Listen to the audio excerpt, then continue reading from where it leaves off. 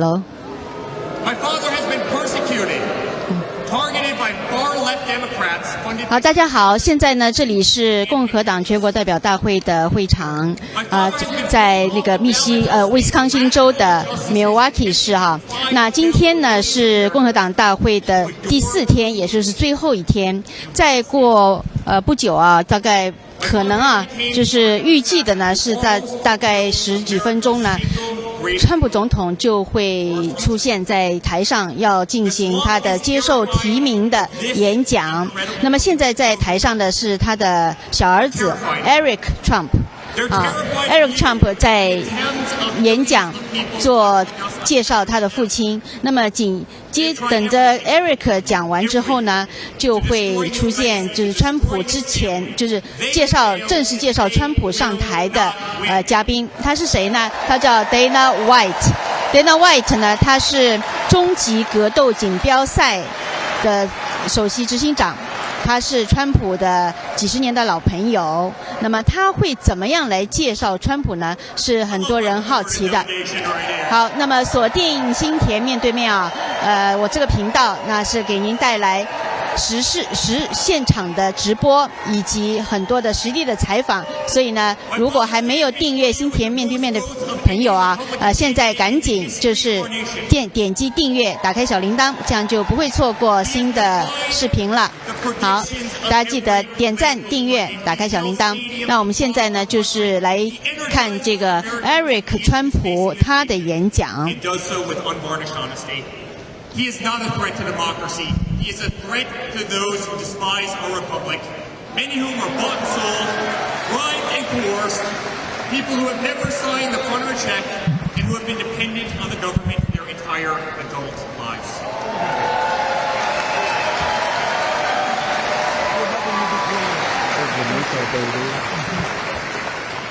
Today, as it was in 2016, America's at that crossroads again. Energy prices are soaring, interest rates are crippling, everything is unaffordable. The US dollar has been diminished, inflation has made it impossible for Americans to live, to save for their future. Our infrastructure is crumbling, our border is out of control. Millions are dead and displaced in Russia and Ukraine, a war that has no end, and a war that we are funding. The Middle East has become a hornet's nest. Our greatest ally, Israel, totally under siege. 现在正在演讲的是川普的二儿子 Eric Trump。我刚才说小儿子啊，应该不对，他的最小的儿子是 Barron Trump。那么 Barron Trump 今天是没有出现在现场，但是川普的其他的儿女，包括大女儿伊万卡和他的先生库什纳，全都有出现在会场了。但是他最小的儿子 Barron 并没有来。Destroying the dreams of young girls who have trained every minute of their lives. We no longer trust our elections. We no longer trust our judicial system. And we no longer believe that our government is working in our best interest.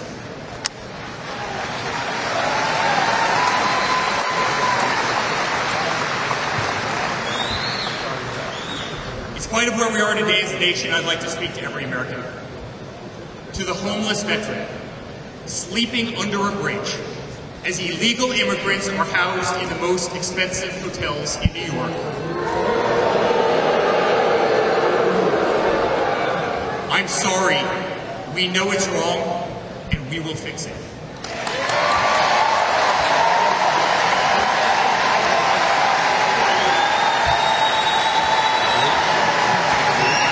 To the single mother who can no longer afford her rent, afford groceries, and has been forced to work 3 jobs, I'm sorry. It does not have to be this way. To the parents who lost a son or daughter to fentanyl, crazily, including the incredible woman that spoke the other night, while an administration does absolutely nothing, I'm sorry. Your government can do so much better, and it will.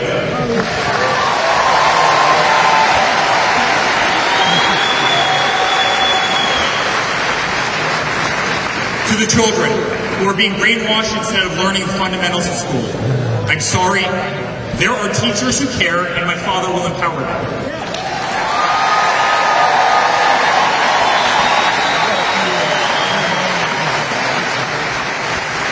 our law enforcement officers, our brave border patrol, Secret Service agents who work every single day to protect our communities, knowing damn well that the system will throw you under the bus, I'm sorry. We will stand behind you.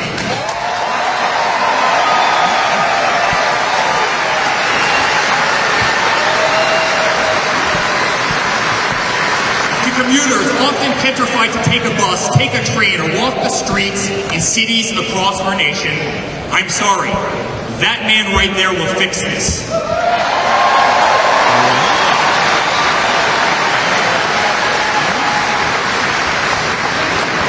To the construction workers, to the middle-class families, to families with children with disabilities, families who can no longer afford medical benefits or to take a vacation, I'm sorry, we will make America great again.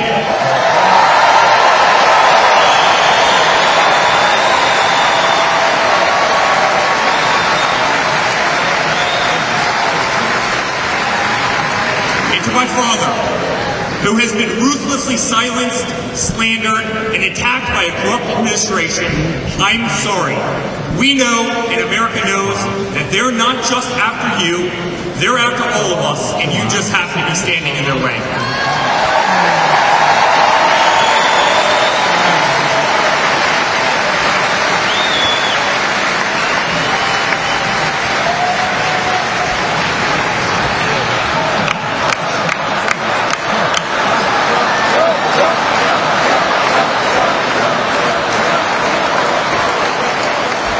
For all Americans watching tonight, the greatest retribution will be our success. Success not just for ourselves, but for our grandchildren and our children. Under President Donald J. Trump, the swamp will be drained. America will be respected. Our cities will be safe. Our streets will be clean. And our border will once again be secure.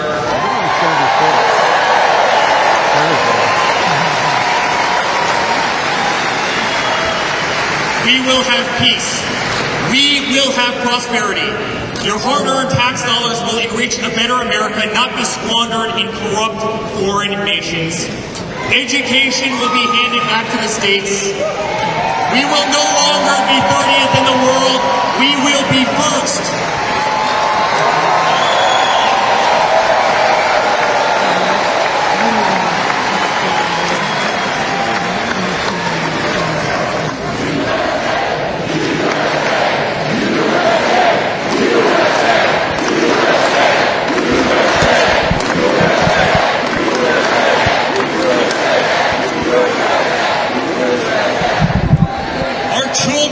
Understand family, our children will have values, and our children will love God.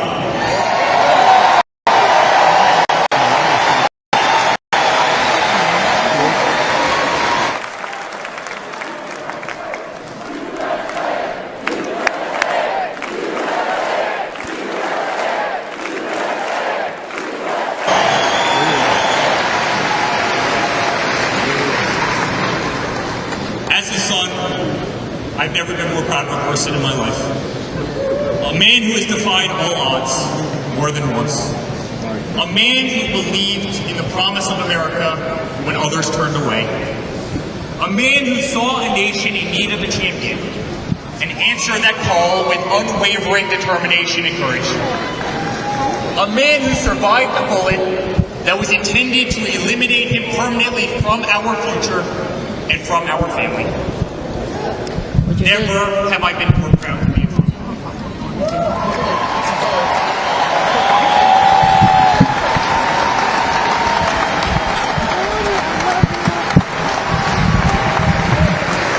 Never have I been more proud to stand by my father's side. I remain incredibly honored to be part of this journey, a journey with all of you. A journey to save the greatest country on earth. A journey with the most incredible people I have ever met. Dad, 5 days ago, Laura, Luke, Carolina, and I held our breath as we saw blood pour across our face. Never have I been more proud to stand by my father's side. I remain incredibly honored to be part of this journey, a journey with all of you.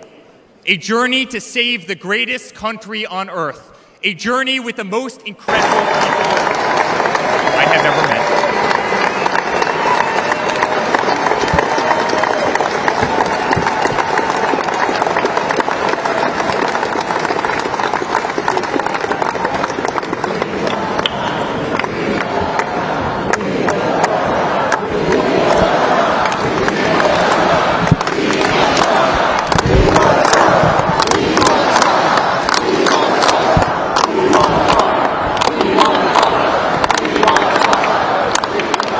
You are the greatest fighter I have ever seen.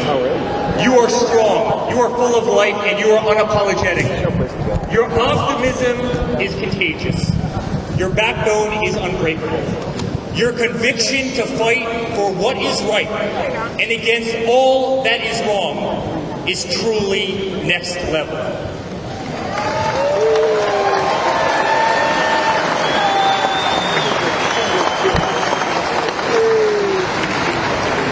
The whole world saw your strength as you stood up. You wiped the blood off your face, and you put your fist in the air in a moment that will be remembered as one of the most courageous acts in the history of American politics.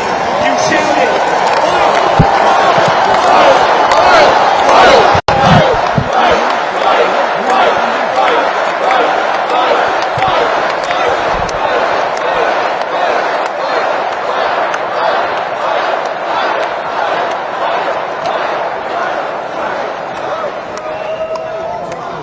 I'm honored to be your son. I'm honored to speak to our great nation tonight. You are a true leader. You epitomize strength. Our country loves you. Our country appreciates you. Our country misses you. And on November 5th, our country will re-elect you as the 47th President of the United States of America.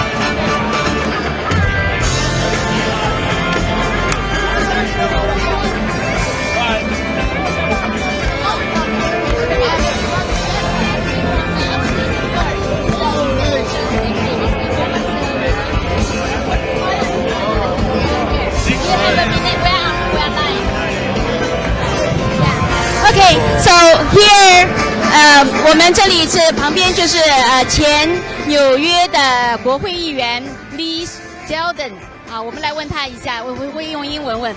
So Congressman Zeldin, so yeah, so tonight we're expecting President Trump gonna speak. So and he said he was gonna be more on the unity. So what's your take on that? I think that there are a lot of people who want to see our country come together. They were deeply shocked by what happened last Saturday. They are filled with so much gratitude and prayer and reflection, relieved that President Trump is still alive. In America, we should settle our scores at the ballot box. We don't want to see any political violence ever. And it doesn't matter what party you are. It doesn't matter what office you're running for. We should debate our issues, tell the voters where we stand, and then let the constituents, let the voters decide who they think is best to represent them. Such thing happened now. So what do you think it will be the impact on this race, on the voters? I think that President Trump, even before last Saturday, was doing great. He was polling well. He was campaigning hard. Things were going in the right direction.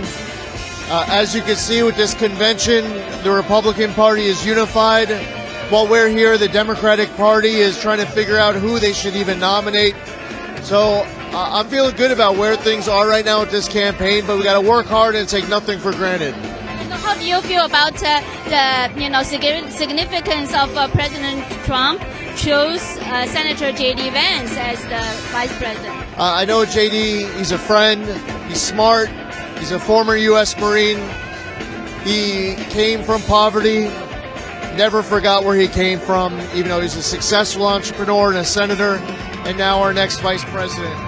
So I think he's going to be a good messenger. He's going to work hard and hopefully help bring President Trump's message to even more voters in more states to help President Trump win and to be a great president and vice presidential team in January. What's your plan? My plan is to help. There are great candidates here in addition to President Trump and soon-to-be Vice President Pence. We have candidates running for Senate and House and other offices. So between now and November 5th, I'll continue to travel New York. I'll continue to travel our country to help good candidates win. And lastly, what would you like to say to our audience? And many of them are in New York, Chinese Americans. It is important to participate in the process. All eligible voters should get informed of all the candidates on the ballot. Vote for the candidate who you think best represents you. We need to improve the quality of education for our kids. We need to keep our streets safe. We want to promote prosperity. The Republican Party has an opportunity right now to reach out to even new voters, to encourage them to show up to the polls and give us an opportunity to lead our state and our country forward. Just one more, if I can. How do you feel about today, like this round, the family members of 好，那马上呢，因为又要开始下面的演讲了。那即将演讲的是 Dana White， 是终极格斗锦标赛的总裁。他们可能是先会要放一个，不知道会不会放一个 video。然后呢，那个 Dana White 就要出来介绍川普总统了。那么他如何来介绍他的老朋友前总统川普？即将要做这个接受提名的演讲的前总统川普啊，那就是我们要拭目以待。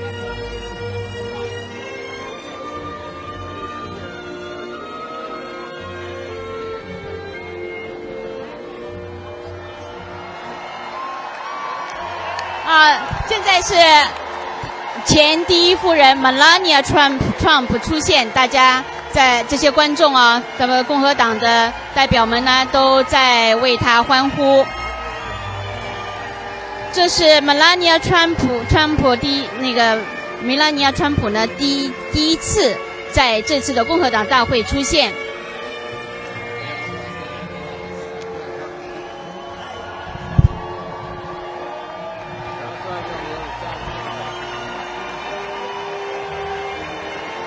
好，梅兰妮·川普她身穿这个大红色的西装，面带微笑，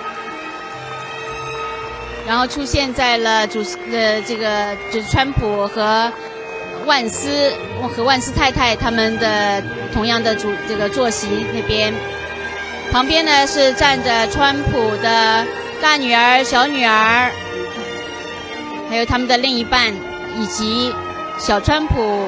还有川普和他们的另一半。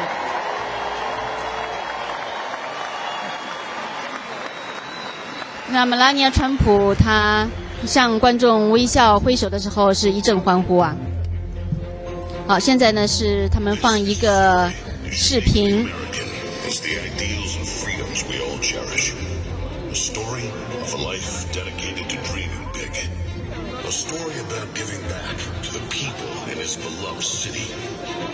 这个视频应该是介绍川普的故事。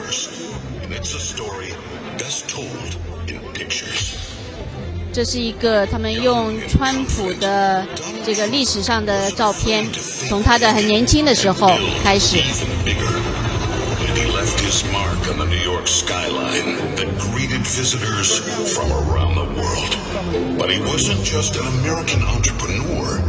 川普大厦是川普在37岁的时候就建立的。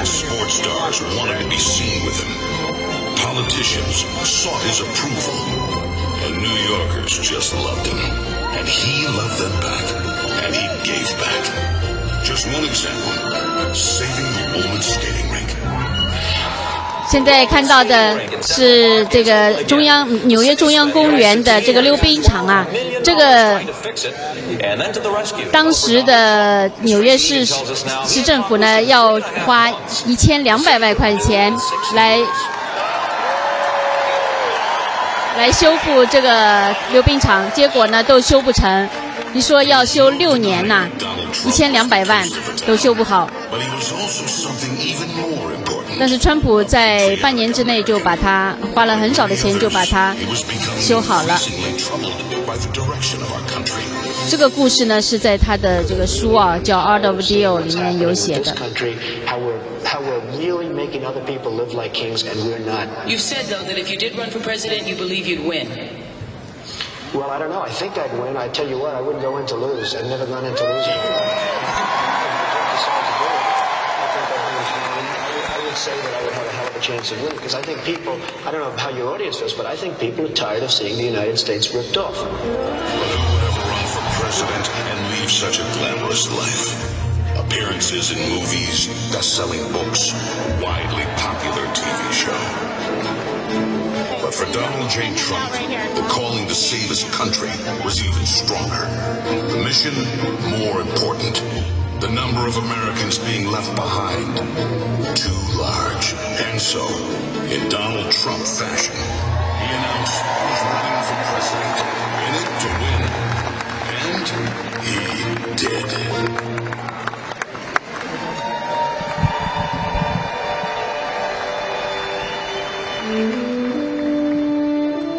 From his first day in office, the Washington politicians learned something about President Trump.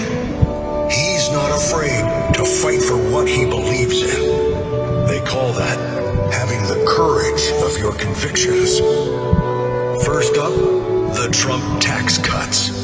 Largest in America's history, and it led to higher take-home pay for working families. Unfortunately, today, taxes are up and incomes down. The politicians just never learn. Next for President Trump, secure our border. Check. Miles and miles of wall built. ISIS and other terrorists deterred. But now, we have the Barney Fife of border security, leading to 250,000 Americans dead from fentanyl coming in. Brutal migrant crime spreading across America. And ISIS now here. President Trump promised he'd keep America out of endless wars. Welcome words to the families of our young men and women who serve. And another promise kept. He started by strengthening our military, then traveled the world, meeting with our allies, and even with our main adversaries. Just so they understood that America's strength and resolve was back. Because that's what a strong commander-in-chief does. And it led to a stable world at peace and our troops safe. Today, a different story. Our enemies smell weakness. Then set the world on fire. Putin saw it, then invaded Ukraine. Hamas saw it, then started a war in the Middle East.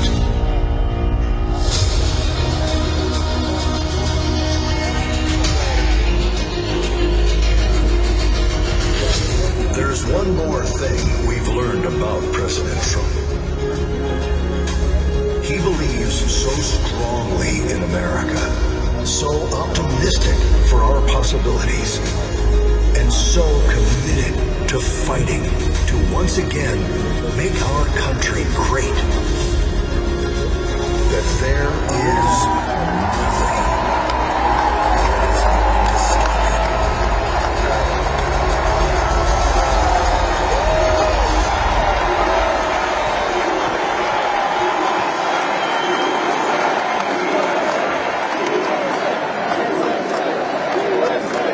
Ladies and gentlemen, please welcome Kid Rock.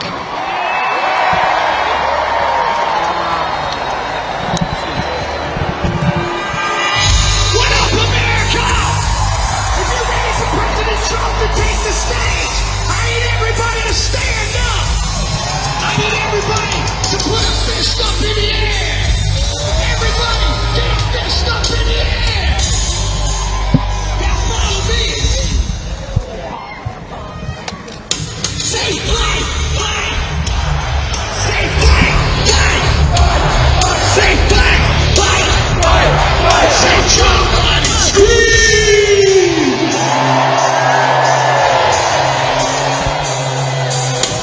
The devil with my cause. I'm back with the beaver hats and Ben Davis slacks. 30-pack of straw, straight rock and roll. No Rogaine in the propane flow. The chosen one, I'm the living proof. With the gift to gab from the city of truth. You know my jab, stab, and not critics back. And I did not start with a setback. I'm going back, no selling rhymes. I went back, no 7 times. Still they wanna see us rise. I guess because only God knows why.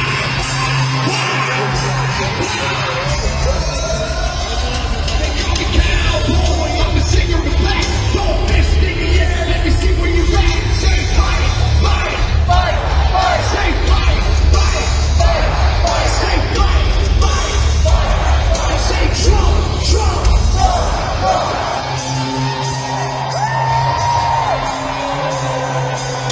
I like AC/DC and ZZ Top.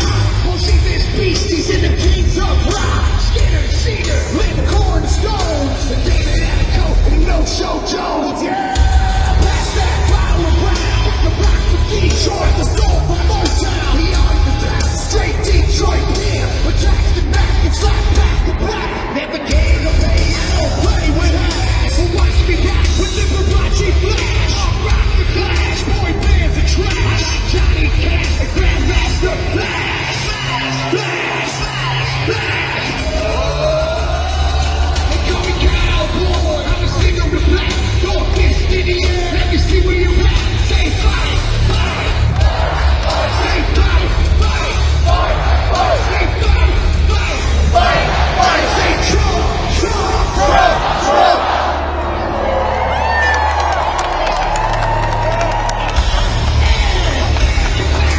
Watch me, kid. You can roll with revolution. Like a ultimate, like amazing grace. I'm gonna rock and roll, never rock this place. Superfly, live the double wide. Come alive, so big time to ride. Never have to share when you're back to there. And long hair swinging, middle finger in the air. Stick boots, 60 miles a day. See me ride and sing, hit a pebble, yeah. I'm running into town, so if you do, rock for freedom and rock for truth. Who knew I'd blow like Oklahoma, Florida, Georgia, Arizona, down here, Roma. Check my hip, I know the stakes in here, 'cause Trump's the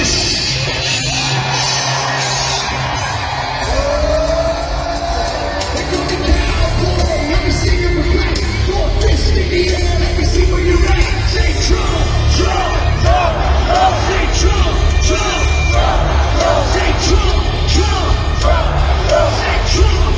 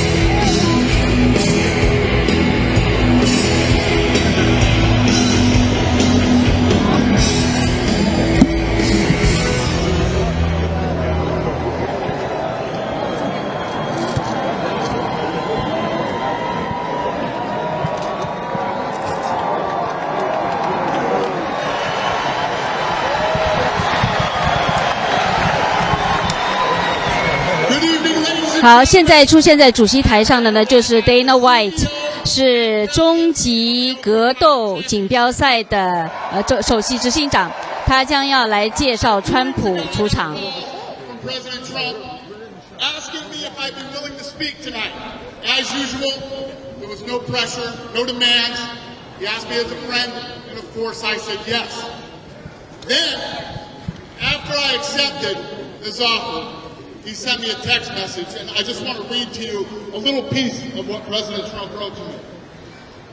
Dana, I'm so honored that you will be doing the introduction at the National Republican Convention. Think of it as the biggest fight you ever had, a fight for our country and even the world. I only wish you didn't have to interrupt your family trip, but I hope they understand they love you and they know how important this is. Now think about this. This man's running for president of the United States. He's fighting for the future of this country and is concerned about interrupting my family trip. That's the President Trump that I know. A man who truly cares about people. The mainstream media likes to push the narrative that he doesn't care about anyone but himself.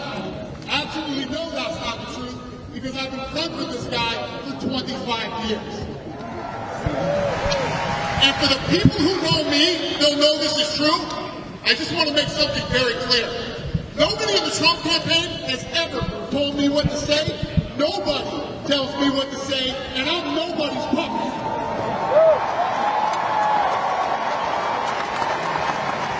And I'm not telling you what to think.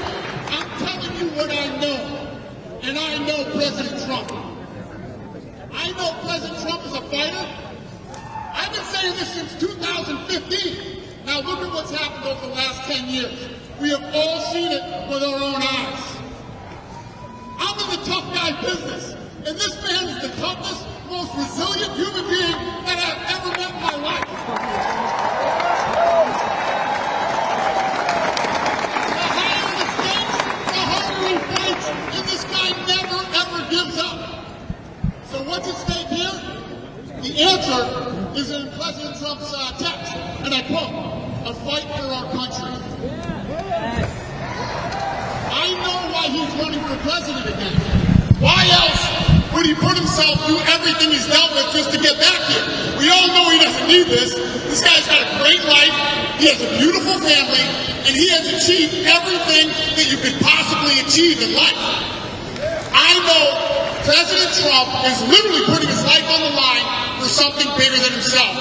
And he's willing to risk it all because he loves this country.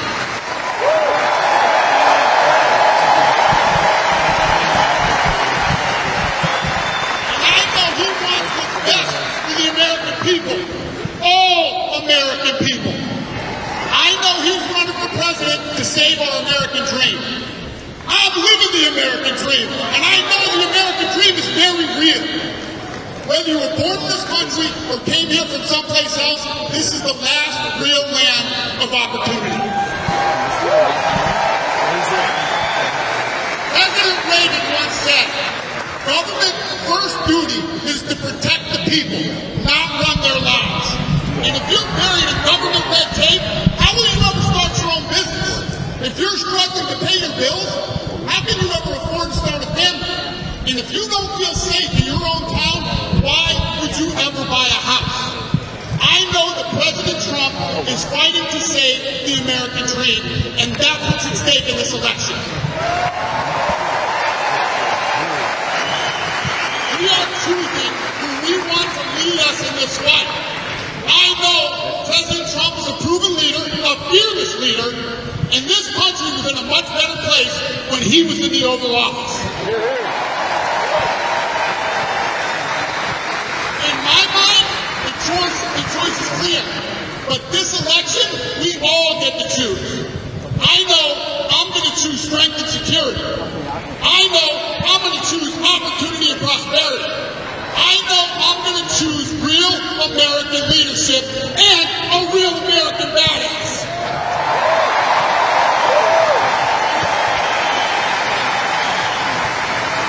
And I'm not telling you what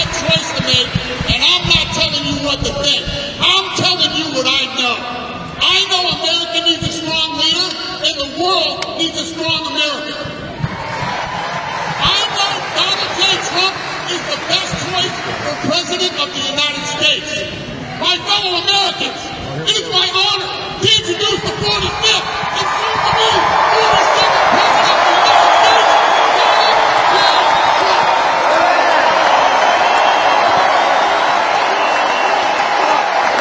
Trump. Dana White 他就演讲了，然后他就介绍川普出场。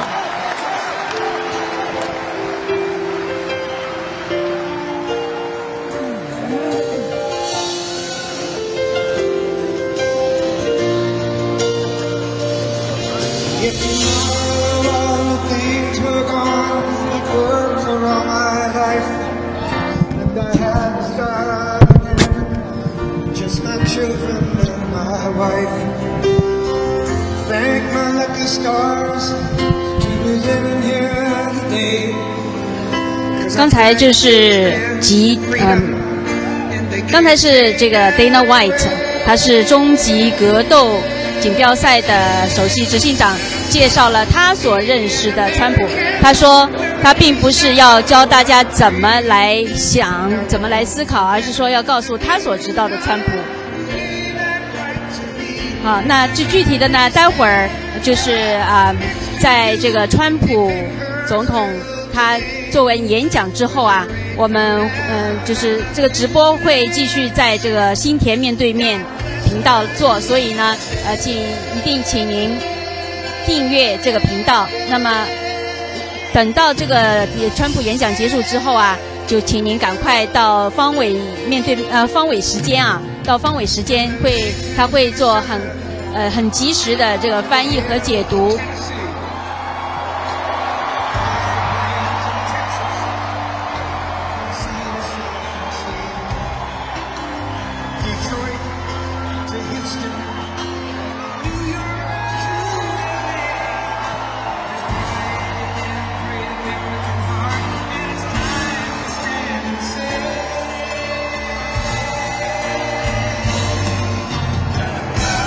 好，川普总统已经上台了。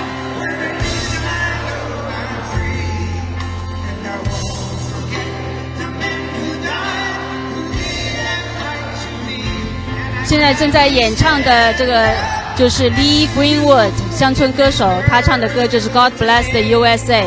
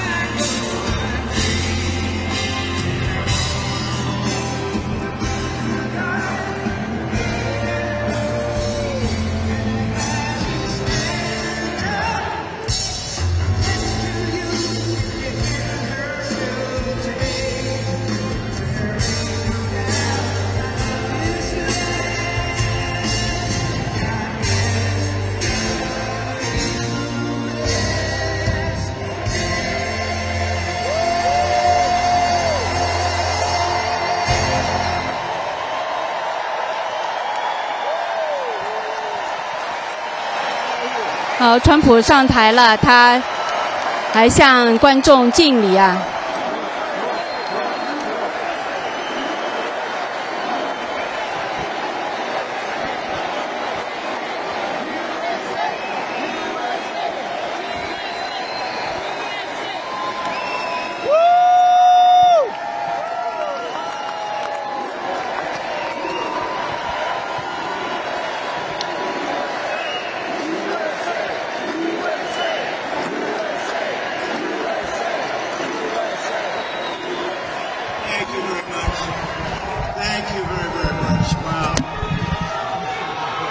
好，现在川普要开始演讲了。他首先是感谢大家。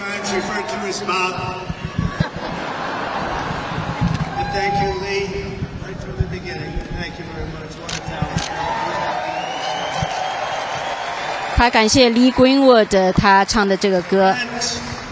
Delegates and fellow citizens, I stand before you this evening with a message of confidence strength, and hope.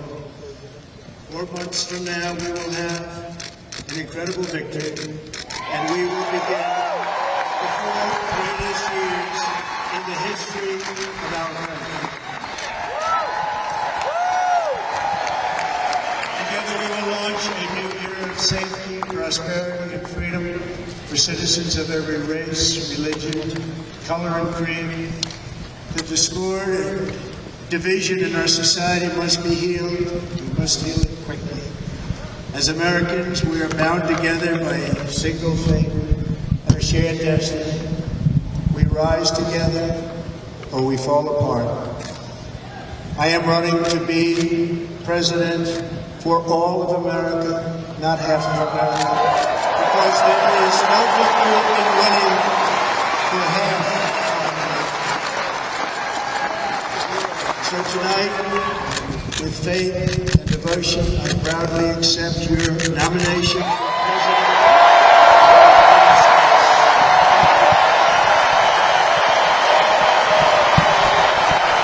川普他说他是竞选呢，是不是只为了一半的美国来竞选，而是要作为全美国的总统而竞选。他就宣布自己很高兴地接受共和党的对他的总统候选人的提名。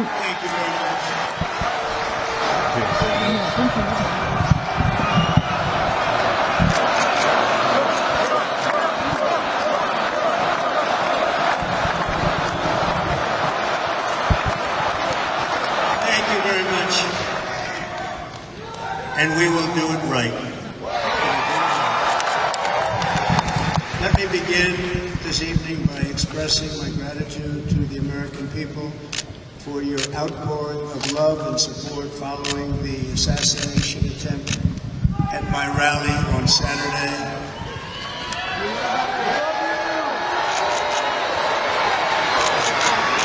As you already know, the assassin's bullet came within a quarter of an inch of taking my life.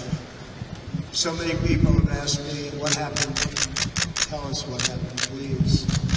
And therefore I will tell you exactly what happened. And you'll never hear it from me a second time because it's actually too painful to tell. It was a warm, beautiful day in the early evening in Butler Township, the great Commonwealth of Pennsylvania. Music was loudly playing, and the campaign was doing really well. I went to the stage, and the crowd was cheering wildly. Everybody was happy. I began speaking very strongly, powerfully, and happily, because I was discussing the great job my administration did on immigration at the southern border. We were very proud of it.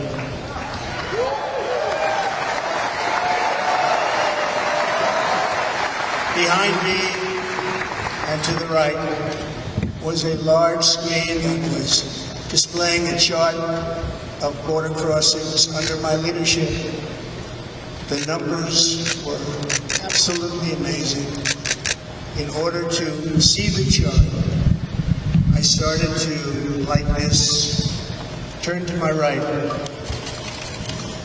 and was ready to begin a little bit further turn, which I'm very lucky I didn't do, when I heard a loud whizzing sound and felt something hit me really, really hard on my right ear. I said to myself, wow, what was that? It can only be a bullet. And moved my right hand to my ear, brought it down. My hand was covered with blood, just absolutely blood all over the place. I immediately knew it was very serious, that we were under attack, and in one movement proceeded to drop to the ground. Bullets were continuing to fly as very brave Secret Service agents rushed to the stage, and they really did, they rushed.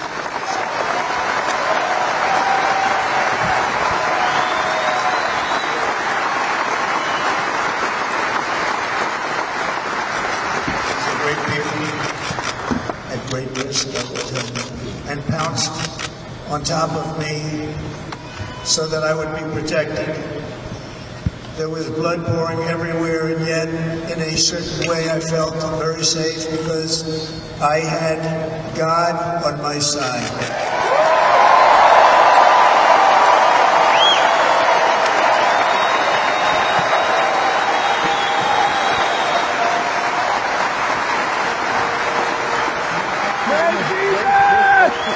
The amazing thing is that prior to the shot, if I had not moved my head at that very last instant, the assassin's bullet would have perfectly hit its mark, and I would not be here tonight. We would not be together. The most incredible aspect of what took place on that terrible evening in the fading sun was actually seen later. In almost all cases, as you probably know, and when even a single bullet is fired, just a single bullet, and we had many bullets that were being fired, crowds run for the exits or stampede, but not in this case. Very unusual.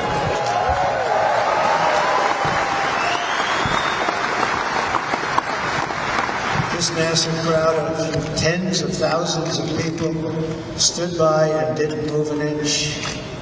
In fact, many of them bravely but automatically stood up looking for where the sniper would be. They knew immediately it was a sniper. And then began pointing at him. You can see that if you look at the group behind me. That was just a small group compared to what was in front. Nobody ran, and by not stampeding, many lives were saved. But that isn't the reason that they didn't move. The reason is that they knew I was in very serious trouble. They saw me go down. They saw the blood and thought, actually most did, that I was dead. They knew it was a shot to the head. They saw the blood. And there's an interesting statistic. The ears are the bloodiest part. If something happens with the ears, they bleed more than any other part of the body. For whatever reason, the doctors told me that, and I said, why is there so much blood? He said, it's the ears. They bleed more. So we learned something, but they just, this beautiful crowd, they didn't want to leave me. They knew I was in trouble. They didn't want to leave me. And you can see that love written all over their faces. Incredible people. Incredible people. Bullets were flying over us, yet I felt serene. But now the Secret Service agents were putting themselves in peril. They were very dangerous territory. Bullets were flying right over, missing them by a very small amount of inches. And then it all stopped. Our Secret Service sniper, from a much greater distance and with only one bullet used, took the assassin's life.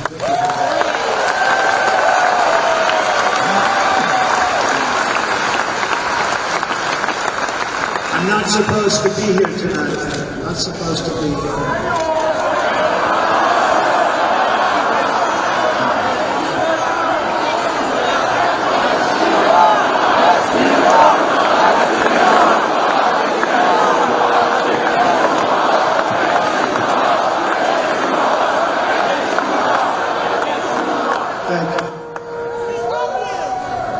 But I'm not. And I'll tell you, I stand before you in this arena only by the grace of Almighty God.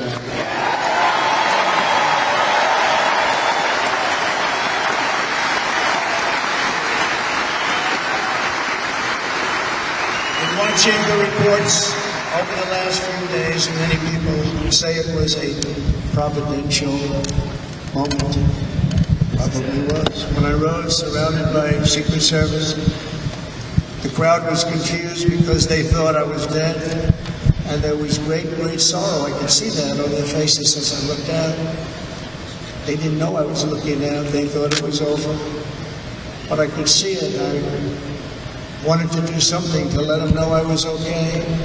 I raised my right arm, looked at the thousands and thousands of people that were breathlessly waiting, and started shouting, "Fight, fight, fight."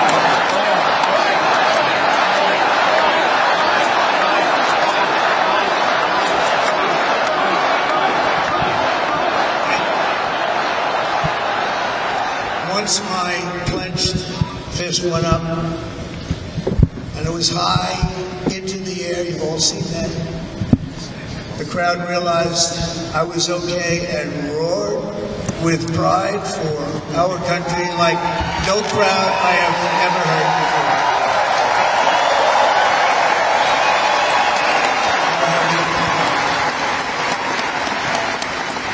For the rest of my life, I will be grateful for the love shown by that giant audience of patriots that stood bravely on that fateful evening in Pennsylvania. Tragically, the shooter claimed the life of one of our fellow Americans, Corey, comparator, unbelievable person, everybody tells me.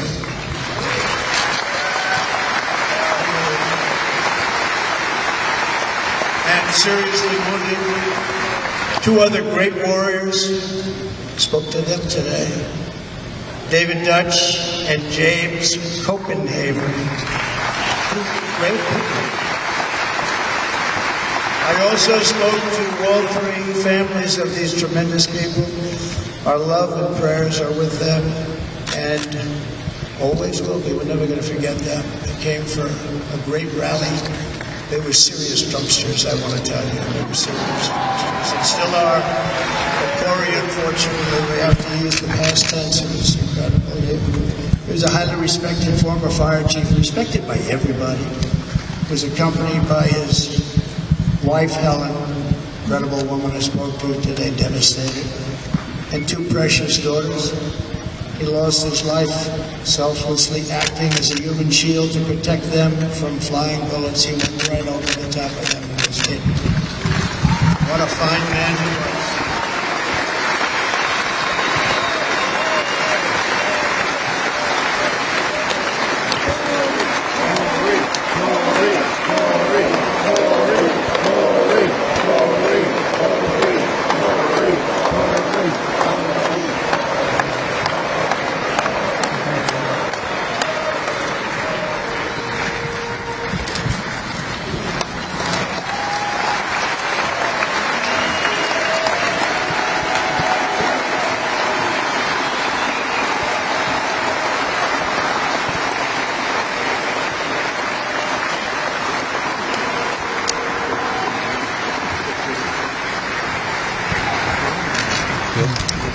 I want to thank the fire department and the family for sending his helmet, his outfit, and it was just something. They're going to do something very special when they get it, but we did something which cannot match without not even love. But I am very proud to say that over the past few days, we've raised $6.3 million.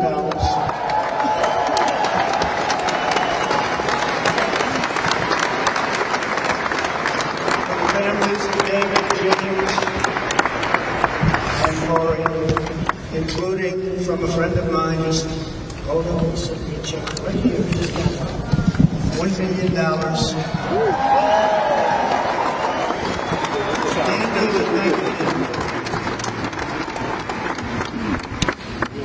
Again, speaking to the family, I told them, I said, well, we're sending you a lot of money, but it can't compensate. They all said the same thing. You're right, sir. We appreciate so much what you're doing. Nothing to take the place you gave so far. Anyway, they were very, very seriously injured, but now they're doing very well.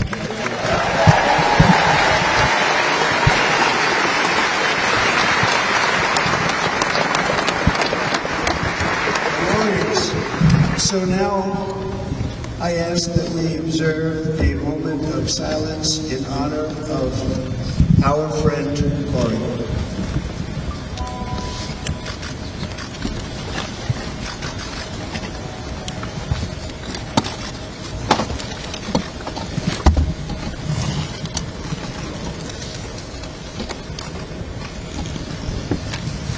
no greater love than to lay down one's life for others. This is the spirit that forged America in the darkest hours, and this is the love that will lead America back to the summit of human achievement and greatness that we need. Despite such a heinous attack, we unite this evening more determined than ever. I am more determined than ever in so many ways.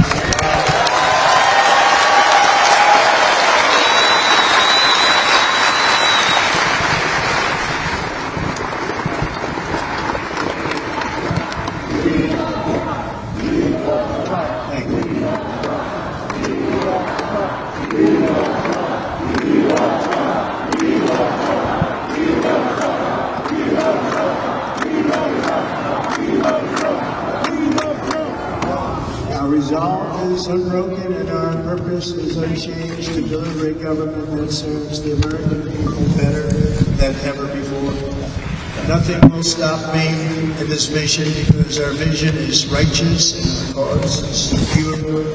No matter what obstacle comes our way, we will not break, we will not bend, we will not back down, and I will never stop fighting for you, your family, and our magnificent country.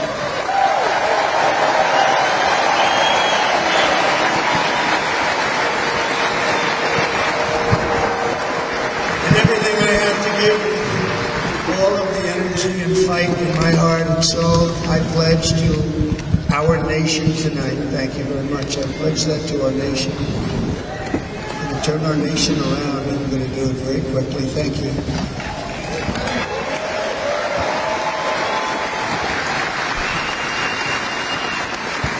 This election should be about the issues facing our country and how to make America successful, safe, free, and great again. In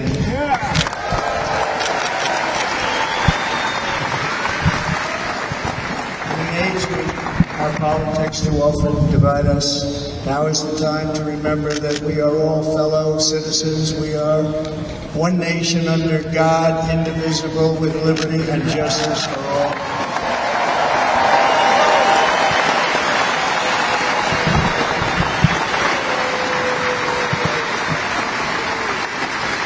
Must not criminalize dissent or demonize political disagreement, which is what's been happening in our country lately at a level that nobody has ever seen before. In that spirit, the Democrat Party should immediately stop weaponizing the justice system and labeling their political opponent as an enemy of democracy.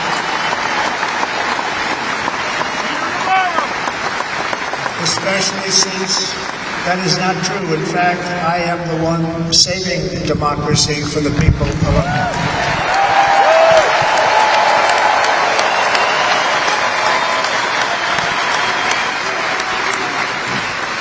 And very big news, as you've probably just read, on Monday a major ruling was handed down from a highly respected federal judge in Florida, Eileen Cannon, finding that the prosecutor and the fake documents case against me were totally unconstitutional, and the entire case was thrown out of court.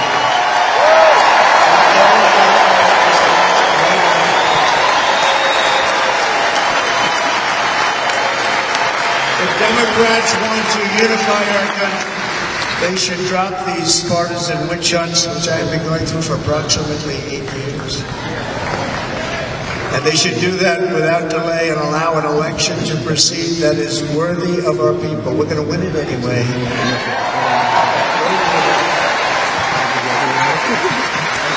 On this journey, I am deeply honored to be joined by my amazing wife, Melania.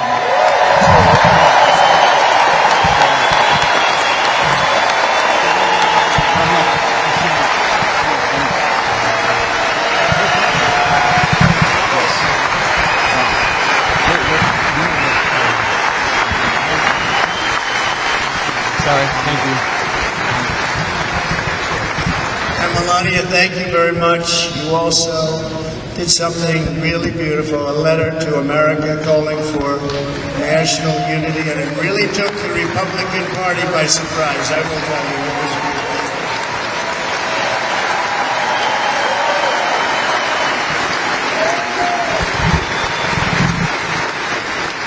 had some very serious people said that we should take that letter and put it as part of the Republican platform. That would be an honor, wouldn't it?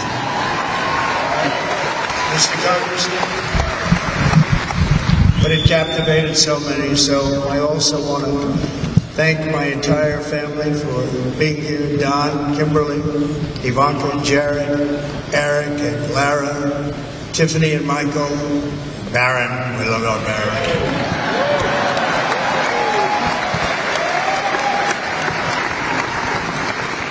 And of course, my 10 wonderful grandchildren. You saw a few of them up there on my lap before.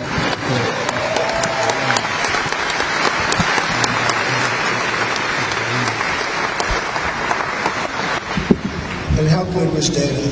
Was Dana? You know, he was on probably the only vacation he's had in about, maybe ever. About 10 years with his wife, very far away. I won't tell you where, but very, very far away, beautiful place. And my people called and he said, yeah, I won't be able to do it. This is many, many years. I promised my wife I can't do it. And they came in, they said, Dana won't be able to do it. Because he was my first, second, and third choice. I said, well, you know, that's too bad, but I understand he's away, and it's good. It's good for him. And that was it. About 30 minutes later, she came back in, sir, Dana just called, he's going to do it. And his wife, she said, you can't turn him down, you just can't do it, you have to go. That's a good wife.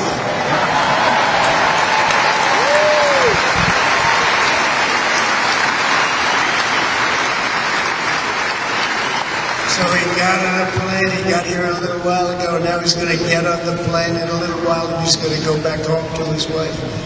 But they're great, and I just want to thank her and him and their whole family, because that's not easy. And Kid Rock, same thing. Called, he said, I want to be a part of it. I want to be a part, because you know, Kid does this great song, big, big monster song. I had no idea. He became a friend of mine over the last 10 years. And he's amazing. Everyone loves him. I didn't even know how big he was. You know, he has rallies, 35,000, 40,000 people he gets every time he goes out. I think he's making so much money he doesn't know what the hell to do with it. Then we have my other friend, and I've known him so long, and we took that song, and it was a big success, but we made that. I saw a chart of great songs to America. That was #1 on the chart recently. #1. That's Steve Greenwood. Special, beautiful person. He's a beautiful man. But they all wanted to be here. They called him. And how about Holster? How good was he?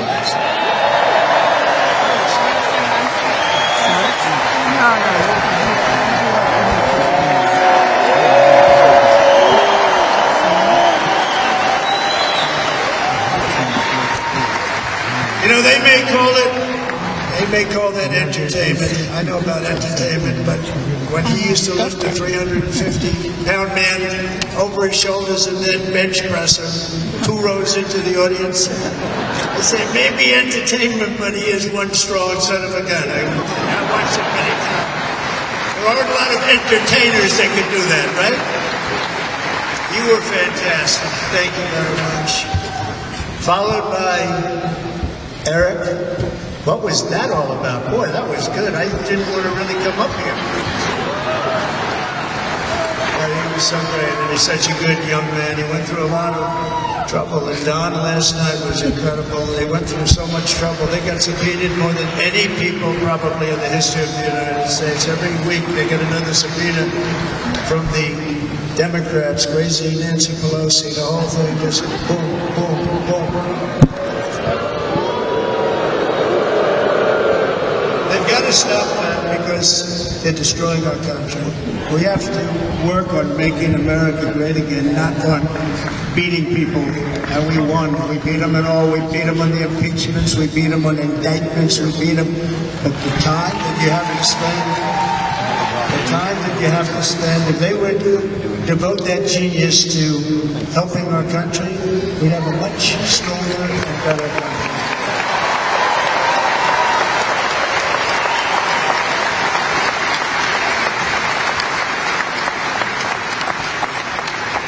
And Jason, the biggest star in country music. Jason, thank you for being here.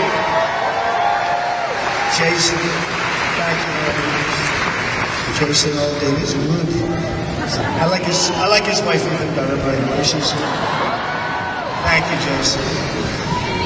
But I'm thrilled to have a new friend and partner fighting by my side.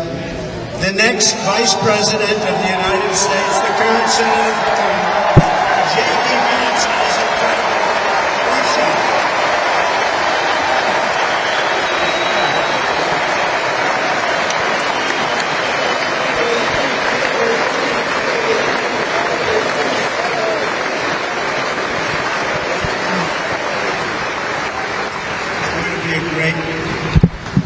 Vice President is going to be great with this country and with this movement, greatest movement in the history of our country, Make America Great Again.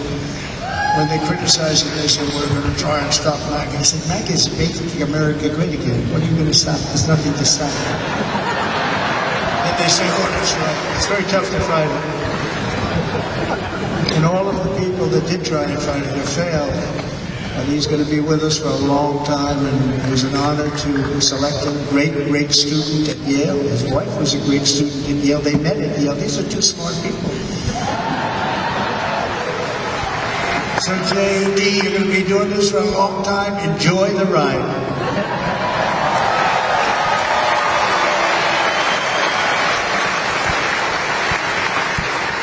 And a very special thank you to the extraordinary people of Milwaukee and the great state. And they are. You are so easy to spot. Green Bay's going to have a good team this year, right? We're going to have a good. Most of the audience doesn't like it, but it's true. You're going to have a very good team. And by the way, Wisconsin, we are spending over $250 million here creating jobs and other economic development all over the place. So I hope you will remember this in November and give us your vote. I am trying to buy your vote.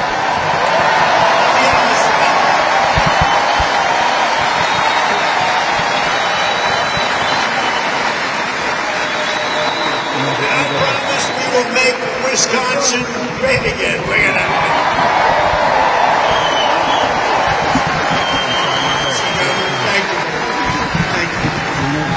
I'm here tonight to lay out a vision for the whole nation, to every citizen, whether you're a young, old man or woman, Democrat, Republican, or independent, black or white, Asian or Hispanic. I extend to you a hand of loyalty and of friendship. Together we will lead America to new heights of greatness like the world has never seen before. We were right there in the first term. We got hit with COVID. We did a great job. Nobody knew what it was, but nobody's ever seen an economy pre-COVID. And then we handed over a stock market that was substantially higher than just prior to COVID. Coming in, did a great job. Never got credit for that. We got credit for the war and defeating ISIS and so many things. A great economy, the biggest tax cuts ever, the biggest regulation cuts ever, the creation of Space Force and the rebuilding of our military. We did so much. We did so much. Right to try. Right to try is a big deal. We got right to try. They were trying to get that for 52 years. Somebody's terminally ill, and hopefully there's nobody in this audience, but it does happen a lot. They're terminally ill and they can't use our new space-age drugs and other things, and we're way ahead. We're the greatest doctors in the world, the greatest laboratories in the world, and you can't do it. They've been trying to get that approved for 52 years. Wasn't that easy? The insurance companies didn't want to do it. They didn't want the risk. The labs didn't want to do it because it didn't work. People are pretty far down the line toward dead. They didn't want to do it. The doctors didn't want to have it on their records, so I got everybody into an office. 52 years they tried. Sounds simple, but it's not. And I got them to agree that somebody that needs it, well, instead of going to Asia, Europe, or someplace, or if you have no money going home, die. Just die. We got them to sign an agreement, agree to it, where they're not going to sue anybody. They're going to get all of this stuff. They're going to get it really fast. And what's happened is we're saving thousands and thousands of lives. It's great to tell. It's great to feel. Under our leadership, the United States will be respected again. No nation will question our power, no enemy will doubt our might. Our borders will be totally secure, our economy will soar. We will return law and order to our streets, patriotism to our schools, and importantly, we will restore peace, stability, and harmony all throughout the world. But to achieve this future, we must first rescue our nation from failed and even incompetent leadership. We have totally incompetent leadership. This will be the most important election in the history of our country. Under the current administration, we are indeed a nation in decline. We have an inflation crisis that is making life unaffordable, ravaging the incomes of working and low-income families, and just simply crushing our people like never before. They've never seen anything like it. We also have an illegal immigration crisis that's taking place right now as we sit here in this beautiful arena. It's a massive invasion at our southern border that has spread misery, crime, poverty, disease, and destruction to communities all across our land. Nobody's ever seen anything like it. Then there is an international crisis, the likes of which the world has seldom been part of. Nobody can believe what's happening. War is now raging in Europe and the Middle East. A growing specter of conflict hangs over Taiwan, Korea, the Philippines, and all of Asia.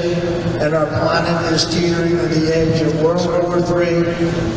This will be a war like no other war because of weaponry. The weapons are no longer army tanks going back and forth shooting at each other. These weapons are obliteration.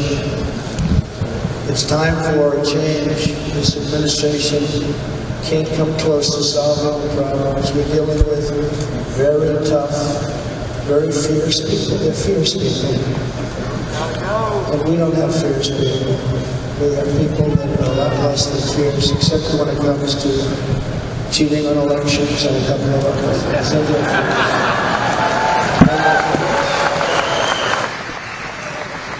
So tonight, I make this pledge to the great people of America. I will end the devastating inflation crisis immediately, bring down interest rates, and lower the cost of energy. We will drill, baby,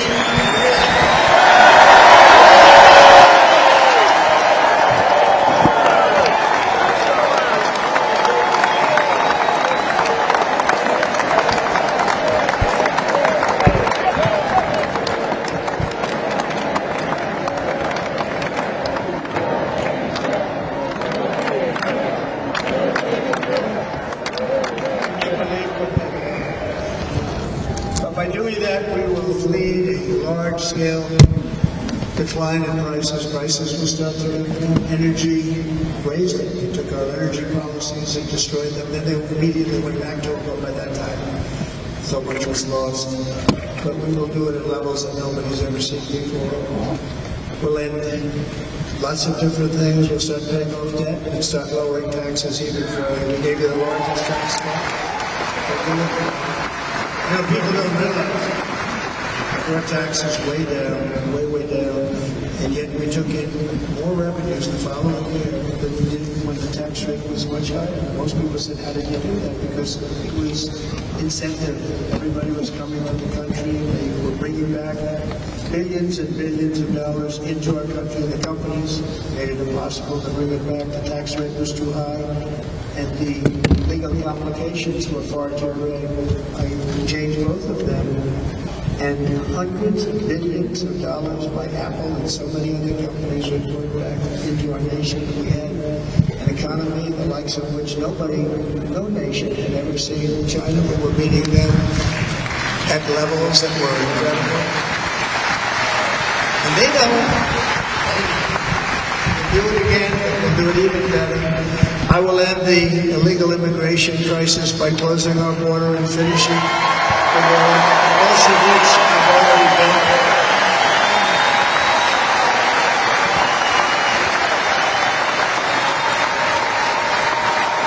On the wall, we were dealing with a very difficult Congress, and I said, oh, that's okay, we won't go to Congress. I call it an invasion. We gave our military almost $800 billion.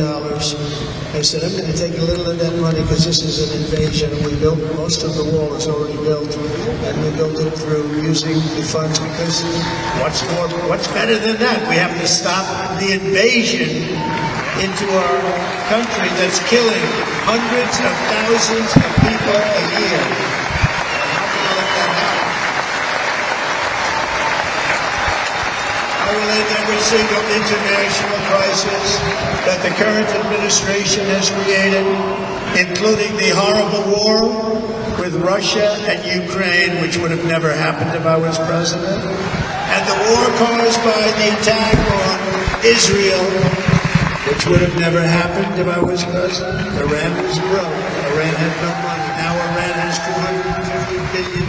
They made it all over the last 2.5 years. They were broke. I watched the other day a show called Deface the Nation. Has anyone seen it? And they had a congressman who was a Democrat say, well, whether you like it or not, Iran was broke dealing with Trump. I told China and other countries, if you buy from Iran, we will not let you do any business in this country, and we will put tariffs on every product you do send in of 100%. And they said to me, well, I think that's about it. They weren't going to buy any of it. And they were ready to make a deal. Iran was going to make a deal with us. And then we had that horrible, horrible result that we'll never let happen again. The election result, we're never going to let that happen again. They used COVID to change. Never going to let it happen again. And they took off all the sanctions and they did everything possible for Iran.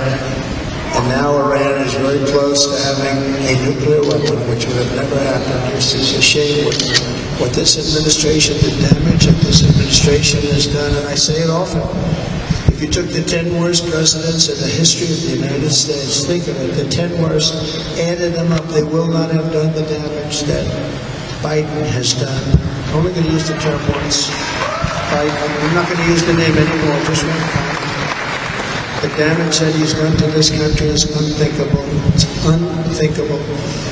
Together we will restore vision, strength, competence, and we're going to have a thing called common sense, making most of our decisions.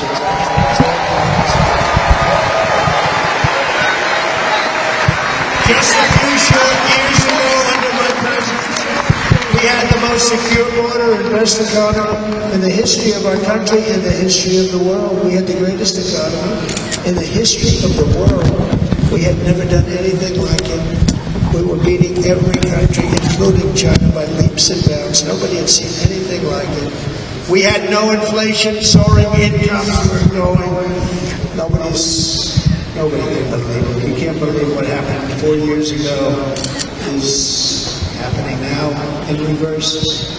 And the world was at peace. Inflation has been a killer for our country. No matter what you make it doesn't matter because inflation is eating you alive. People that were putting away money, they were making great wages, the highest they've ever made, but they were putting away a lot of money. Now they are just being destroyed. They're not putting away anything. They're barely living. They're going into savings accounts. They're taking out their money to live because of inflation. Inflation, remember, it's called a country buster. You can go back to Germany from 100 years ago. You can go back to any country that suffered great inflation. We've suffered the worst inflation we've ever had. But go back and see what's happened to those countries. We've had the worst inflation we've ever had under this person. But in less than 4 years, our opponents have turned incredible success into unparalleled tragedy and failure. It's been a tremendous failure. Today our cities are flooded with illegal aliens. Americans are being squeezed out of the labor force and their jobs are taken. By the way, you know who's taking the jobs that are created? 107% of those jobs are taken by illegal aliens. And you know who's being hurt the most by millions of people pouring into our country? The black population and the Hispanic population, because they're taking the jobs from our black population, our Hispanic population, and they're also taking them from unions. The unions are suffering because of it. Thank you. I like you too. Thank you. Inflation has wiped out the life savings of our citizens and forced the middle class into a state of depression and despair. That's what it is. It's despair and depression. We cannot and will not let this continue. Less than 4 years ago, we were a great nation, and we will soon be a great nation again. We're going to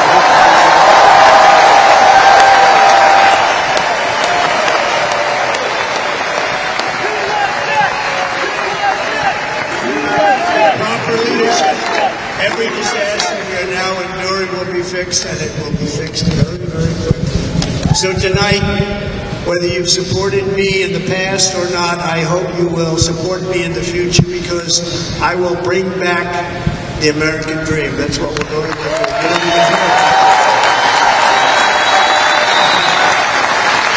With great humility, I am asking you to be excited about the future of our country. Be excited.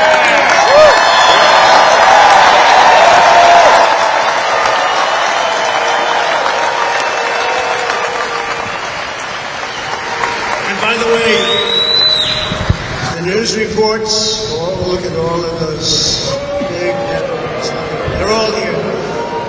But every one of them has said this could be the most organized, best run, and most enthusiastic convention of either party that they've ever seen.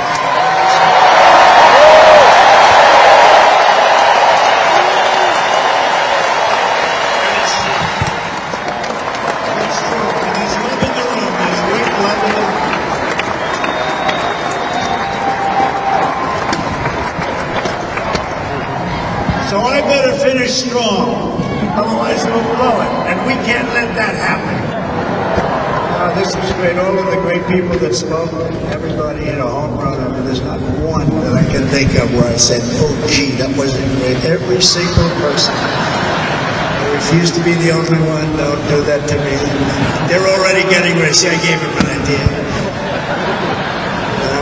This was a great convention. I think we're actually going to go home and miss it. You know, usually first of all, look at these crowds. You never have this at a convention. Look at these crowds.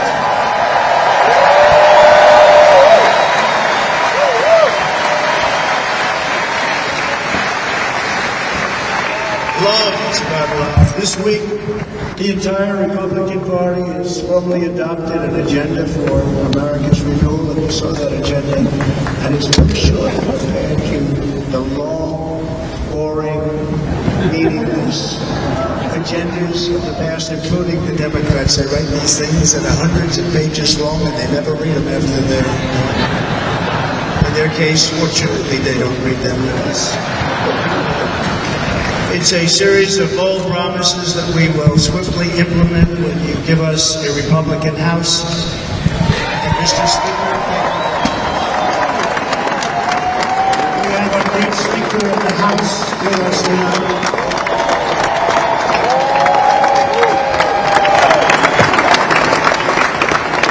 A Republican Senate, we have many senators here.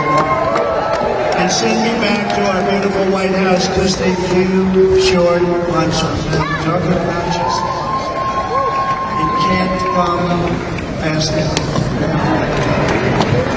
First, we must get economic relief to our citizens. Starting on day one, we will drive down prices and make America affordable again. We have to make it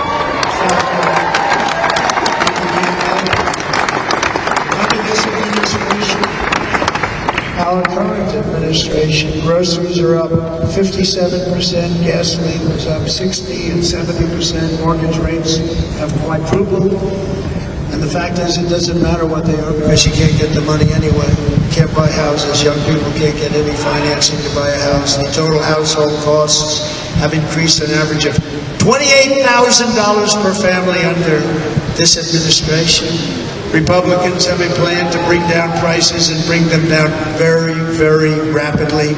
By slashing energy costs, we will in turn reduce the cost of transportation, manufacturing, and all household goods.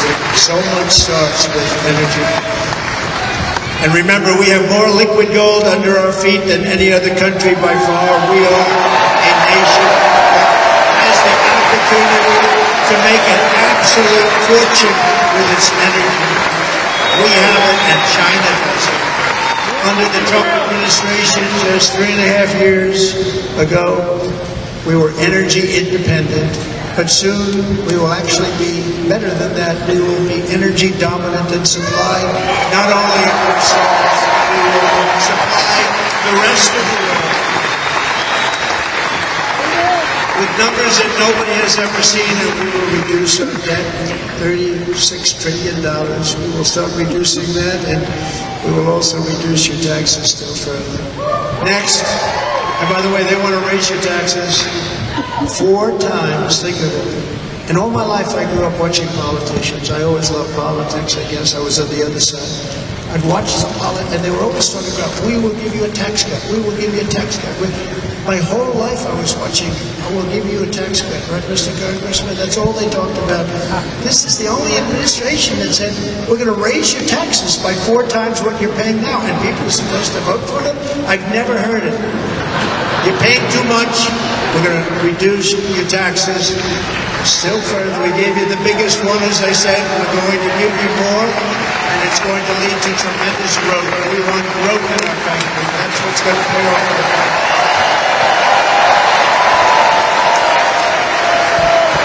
Next, we will end the ridiculous and actually incredible waste of taxpayer dollars that is fueling the inflation crisis. They spent trillions of dollars on things having to do with the Green New Scam. It's a scam. And that's caused tremendous inflationary pressures in addition to the cost of energy. And all of the trillions of dollars that are sitting there not yet spent, we will redirect that money for important projects like roads, bridges, dams, and we will not allow it to be spent on meaningless green new scam ideas.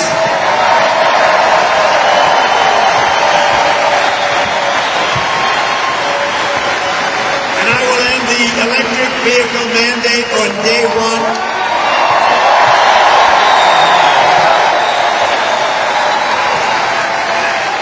Saving the U.S. auto industry from complete obliteration, which is happening right now, and saving U.S. customers thousands and thousands of dollars per car.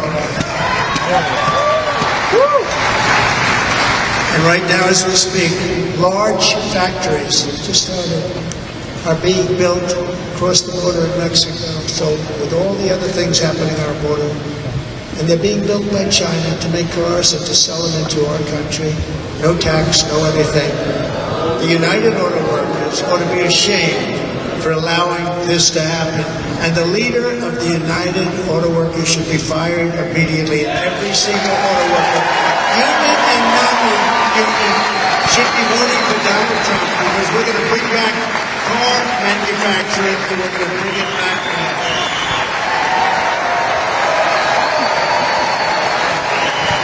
Building some of the largest auto plants anywhere in the world. Think of it, in the world. We're going to bring it back. We're going to make them. We don't mind that happening, but those plants are going to be built in the United States, and our people are going to man those plants.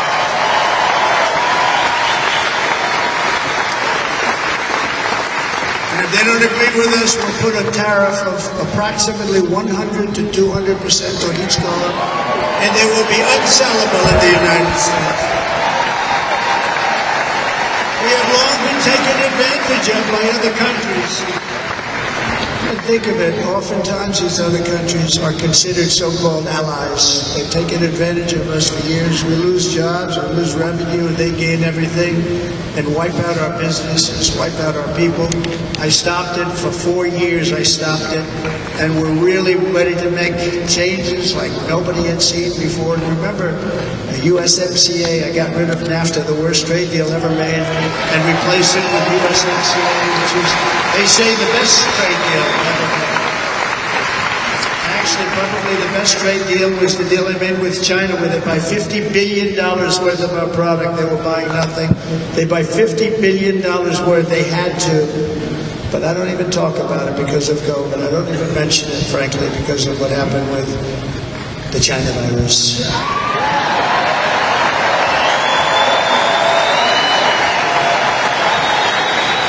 We will not let countries come in, take our jobs, and plunder our nation. They come in, they plunder our nation. The way they will sell their product in America is to build it in America. Very simple. Build it in America and only in America.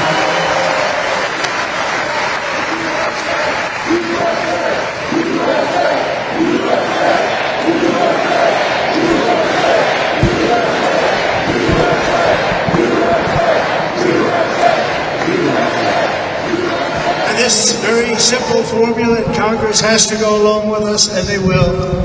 This very simple formula will create massive numbers of jobs. We will take over the auto industry again, and many, hundreds of thousands of jobs. We lost so many jobs over the years. If you go back 20, 25 years, they've stolen, going to China and Mexico, about 68% of our auto industry manufacturing jobs. We can get them all back. We can get them all back. At the center of our plan for economic relief are massive tax cuts for workers that include something else that's turned out to be very popular, actually. Here's now this building and all those hotels that I saw that were so nice. I was hanging in those hotels. It's called No Tax on Tips.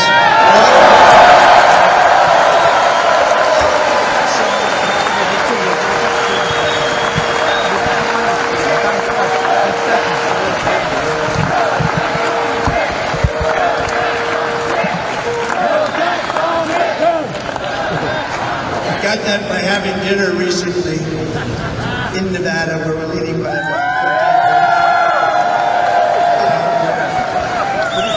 see you there very soon. We're having dinner at a beautiful restaurant in the Trump building on the strip, and it's a great building. It'll be interesting. So, how's everything going? Really nice person. How's everything going? So the government's after me all the time on tips. I said, well, they give you cash, would they be able to find it? She said, actually, I didn't know. And she said, very little cash is given. It's all put right on the check. And they come in and they take so much of our money, it's just ridiculous. And they don't believe anything we say. And they've just hired, as you know, 88,000 agents to go after them even more. And I said, this shows the level of money. Most people go out there hire consultants that pay millions of dollars. But I said to her, let me just ask you a question. Would you be happy if you had no tax and tips? She said, what a great idea. I got my information from a very smart waitress. That's better than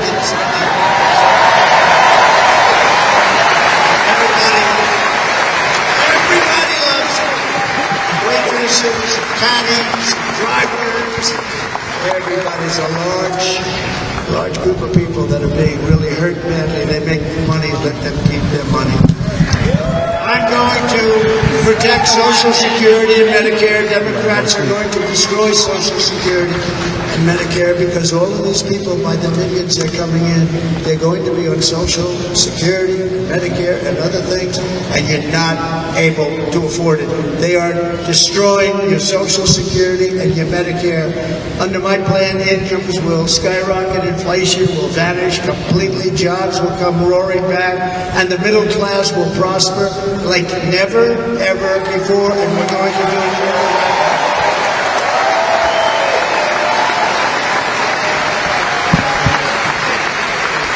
But no hope or dream we have for America can succeed unless we stop the illegal immigrant invasion, the worst that's ever been seen anywhere in the world. There's never been an invasion like this anywhere. Third world countries would fight with sticks and stones not to let this happen. The invasion at our southern border, we will stop it, and we will stop it quickly. You heard Tom Homan yesterday. Tom Homan, put him in charge of just Brandon Judd, Border Patrol, is incredible. These guys, really their job is a lot easier if they don't have to do anything, but they want to. They're patriots. Brandon Judd, Border Patrol, ICE. ICE goes out. You have to see what ICE does with MS-13. You have these are probably the worst gang, and ICE goes in there.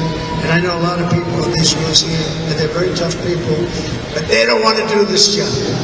They'll go into a pack of MS-13 killers. They're the worst, probably the worst gangs in the world.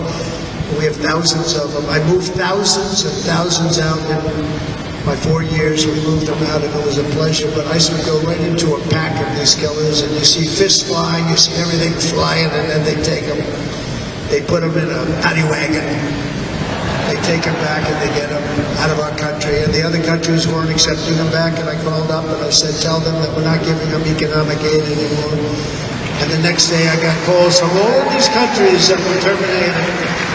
Billions of dollars we spend on economic aid to countries that does us frankly no good. And the next day I was called by everybody. I couldn't take all the calls. Sir, what's the problem? I said, you won't take your killers back that you sent in caravans into America. You won't take them back. Well, sir, if you'd like us to, we would give very serious consideration to do it. Within 24 hours, they were being taken back for years and years. When I first came in, they said President Obama tried to get him to go back, and they wouldn't accept him. They'd put planes on the runway so you couldn't leave the plane. They'd close the road so you couldn't take the buses. They'd all have to turn back. As soon as I said no more economic aid of any kind to any country that does that, they called back and they said, sir, it would be a great honor to take MS-13. We love them very much. We love them very much, sir. At the heart of the Republican platform is our pledge to end this border nightmare and fully restore the sacred and sovereign borders of the United States of America, and we're going to do that on day one.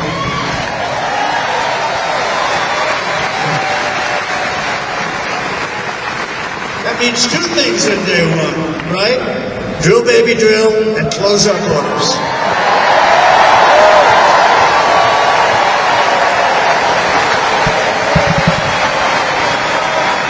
And by the way, and I think everybody as a Republican, as a patriot in this room, most Democrats, we want people to come into our country, but they have to come into our country legally.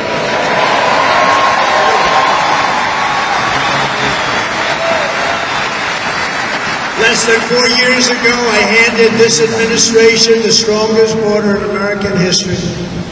But you can see on the chart that saved my life. That was the chart that saved my life. I said, look it up, so proud of it. I think it's one of the greatest.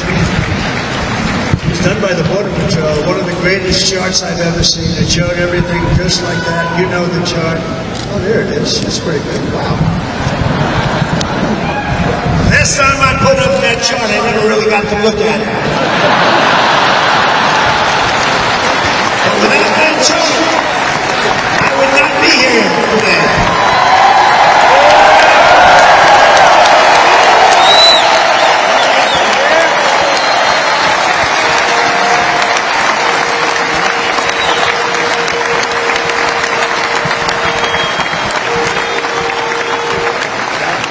I said, you gotta see this chart. I was so proud of it by the time I got to there. I never got to see it that day. But I'm seeing it now, and I was very proud. You look at the arrow on the bottom. That's the lowest level, the one on the bottom. Heavy red arrow. That's the lowest level of illegal immigrants ever to come into our country and recorded. And that was my last week in office. And then you see what happened after I left. If you go out, it's getting to be a little bit old, but I love it anyway, right? Much higher with those numbers. What happened after that? The invasion began. We had the opposite. We stopped the invasion. But the invasion that we stopped was peanuts by comparison to what happened after I left. Look at what happened after I left. They took over our country. We ended all catch and release. We shut down asylum fraud, stopped human trafficking, and forged historic agreements to keep illegal aliens on foreign soil. We want them to stay on their soil. Under the Trump administration, if you came in illegally, you were apprehended immediately and you were deported. You went right back. The current administration terminated every single one of those great Trump policies that I put in place. To seal the border, I wanted to seal the border. Again, come in, come in. You know how unfair it is? So many people, hundreds of thousands of people, have been working for years to come into our country. And now they see these people pour into our country. It's so unfair. We're not going to do it. We're not going to stand for it. They suspended wall construction, ended remain in Mexico. Their policy, remain in Mexico. You think that was easy to get from the Mexican government? But they said, you must give it to us. If you don't give it to us, there will be repercussions if they gave it to us. Not easy. Canceled our safeguard agreements, demolished Title 42, implemented nationwide catch and release. That's catch and release where we catch them and release them into our country. We catch them and release them into Mexico. And to 93, this is the previous administration, 93 executive actions to throw open our border to the world. The entire world is pouring into our country because of this very foolish administration. The greatest invasion in history is taking place right here in our country.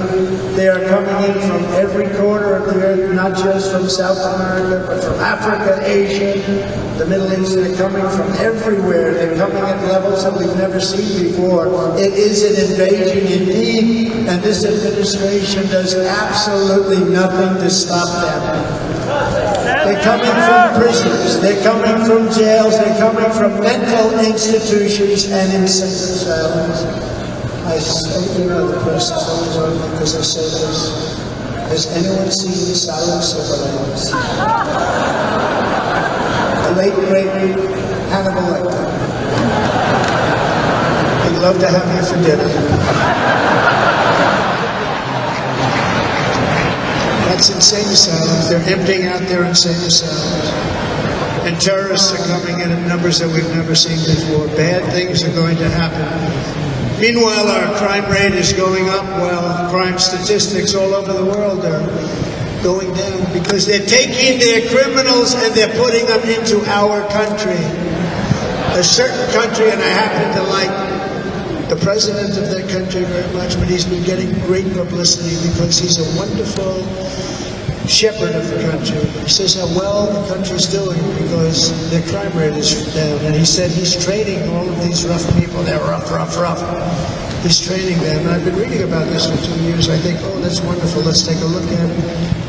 But then I realized he's not training them. He's sending all of his criminals, his drug dealers, his people that are in jails. He's sending them all to the United States. And he's different in that he doesn't say that. He's trying to convince everybody what a wonderful job he does in running the country. Well, he doesn't do a wonderful job. And by the way, if I ran one of the countries, many countries from all over, I would be worse than any of them. I would have had the place totally emptied out already.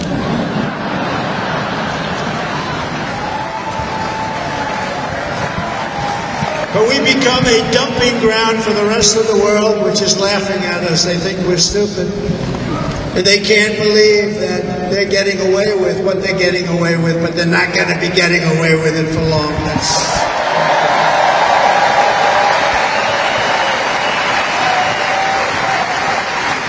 In Venezuela, Caracas, high crime. Caracas, Venezuela. Really dangerous place, but not anymore. Because in Venezuela, crime is down 72%. In fact, if they would ever win this election, I hate to even say that, we will have our next Republican convention in Venezuela because it will be safe. Our cities will be so unsafe, we won't be able. We will not be able to have it there. In El Salvador, murders are down by 70%. Why are they down? Now, he would have you convinced that because he's trained murderers to be wonderful people. No. They're down because they're sending their murderers To the United States of America, this is going to be very good. And bad things are going to happen, and you're seeing it happen all the time. That's why, to keep our families safe, the Republican platform promises to launch the largest deportation operation in the history of America.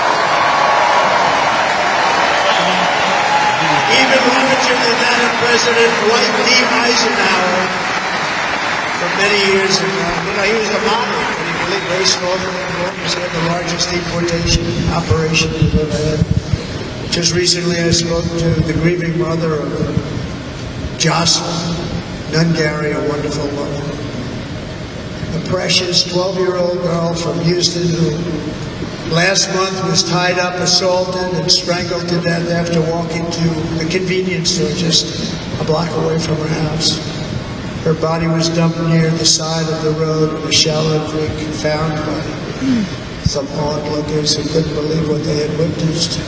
Charged with Jocelyn's heinous murder, the two illegal aliens from Venezuela who came across our border were in custody and were then released into the country by this horrible, horrible administration that we have right now. I also met recently with the heartbroken mother and sister of Rachel Morin. Rachel was a 37-year-old mom of 5 beautiful children who was brutally raped and murdered while out on a run. She wanted to keep herself in good shape. It was very important that she was murdered. The monster responsible first killed another woman in El Salvador before he was led into America by the White House. This White House let them in. He then attacked a 9-year-old girl and her mother in a home invasion in Los Angeles before murdering Rachel in Maryland. Traveled all throughout the country, doing tremendous damage. Rachel's mother will never be the same. I spent time with her, and she will never be the same. I've also met with the wonderful family of Laken Riley, the brilliant 22-year-old nursing student. She was so proud of being first in her class, who was out for a jog on the campus of the University of Georgia when she was assaulted, beaten, and horrifically killed. Yet another American life was stolen by a criminal alien set free by this administration. These were incredible people we're talking about. These were incredible people who died. Tonight, America, this is my vow. I will not let these killers and criminals into our country.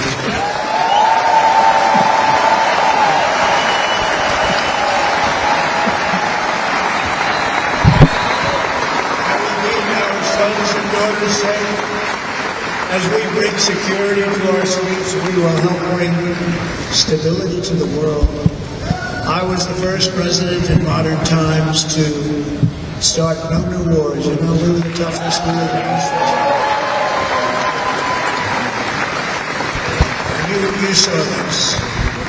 Hungry, strong country, run by very powerful, tough leaders. Tough guy. Press doesn't like him because he's tough. And he came out recently, they were asking him in an interview, the whole world is exploding, what's happening, what's going on?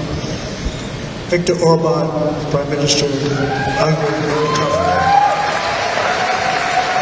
He said, I don't want people coming into my country and blowing up our shopping centers and killing people. But they said to him, tell us what's going on, what's happening, what is it? He said, there's only one way you can solve it. You got to bring President Trump back to the United States because he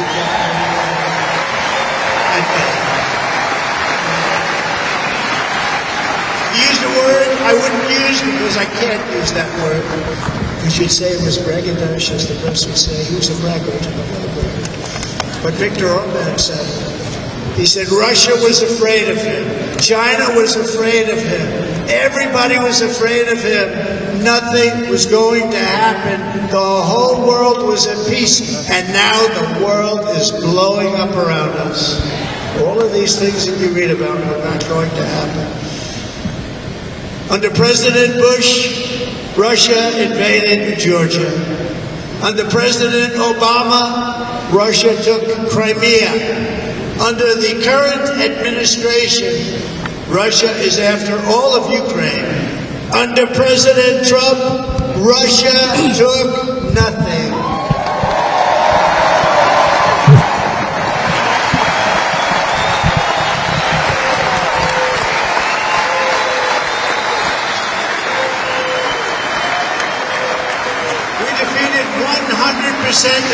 crisis in Syria and Iraq, something that was said to take 5 years, sir. It was like 5 years, sir.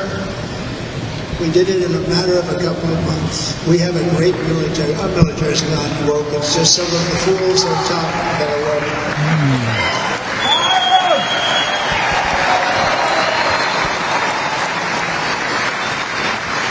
I got along very well with North Korea. Kim Jong-un, I got along very well with him. The press hated when I said that. How can you get along with him? It's nice to get along with somebody that has a lot of nuclear weapons or otherwise. See, in the old days they said that's a wonderful thing. Now they say, how can you possibly do that? But now I got along with them, and we stopped the missile launches from North Korea. Now North Korea's acting up again, but when we get back, I get along with them. He'd like to see me back too.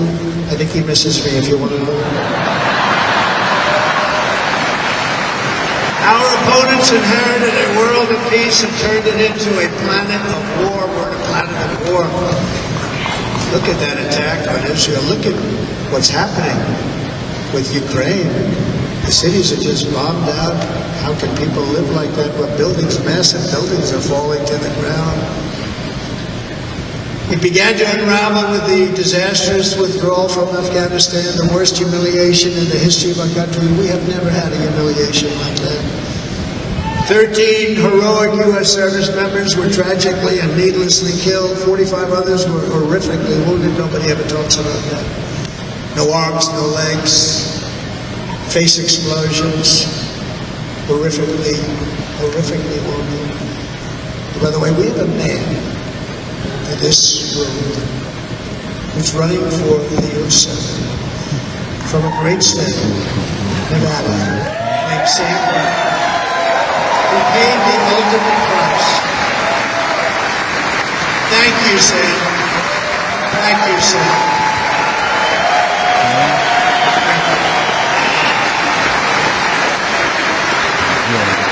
He paid the biggest price probably ever paid by anybody that is running for office, and I think he's going to do great. He's running against a person that is not good, not respected, a total lightweight. But Sam, I think, paid really. We were talking about it with some of the senators that are working so hard for Sam. But he paid the biggest price of any senator ever to run for the Senate. I don't think anybody's ever what he did. He was a real hero, a really great person. And he's running, and I hope that everybody gets out and votes for Sam Brown.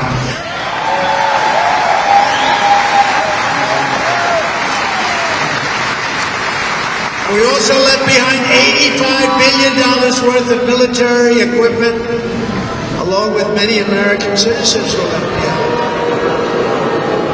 Many American citizens, emboldened by that disaster. Russia invaded Ukraine. They saw this group of people who were incompetent. We took the soldiers out first. No, we're going to take the soldiers out second.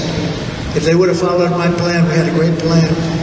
But the plan only kicked in if they did everything perfectly, and they weren't doing things perfectly, so we said it doesn't kick in. 18 months in Afghanistan, we didn't have one, so they were killing them left and right, snipers. And I spoke to the head of the Taliban. You've heard this story. Abdul, still there, still the head of the Taliban. The press got on me, why would you speak to him? I said, because that's where the killing is. I'm going to have to speak to somebody that has nothing to do with it. And I told him, don't ever do that. Don't ever do that again. Don't ever do that again. You're going to stop. Because during the Obama administration, many great people and soldiers, a lot of soldiers were being killed from long distance. I said, if you keep doing that, you're going to be hit harder than anybody's ever been hit by a country before.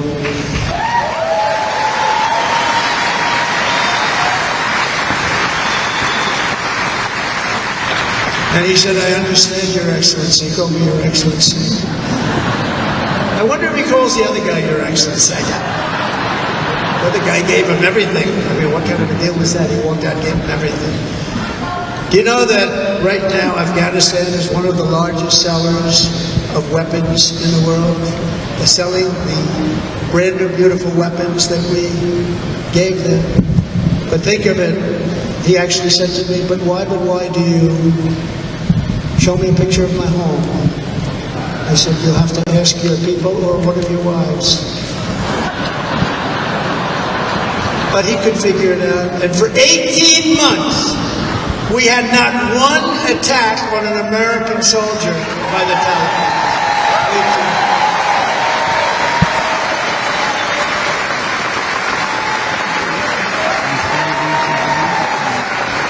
And then we had that horrible day where soldiers were killed. I was not there because of a ridiculous election. But we had that horrible attack.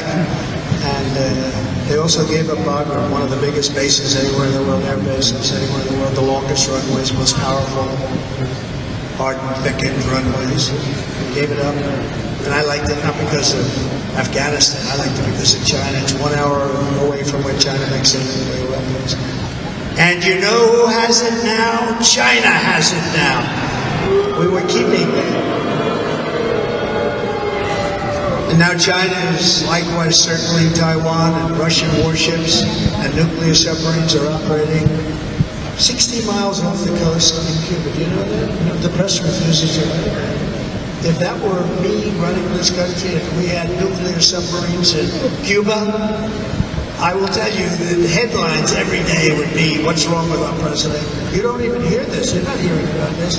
Russia has nuclear submarines and warships 60 miles away, Mr. Congressman, from Miami, by the way, happens to be correct? In Cuba. That would not be stood for if it were somebody else. They don't want to mention it, but now maybe they will. And the entire world, I tell you this, we want our hostages back, and they better be back with all the or you will be paying a very big price.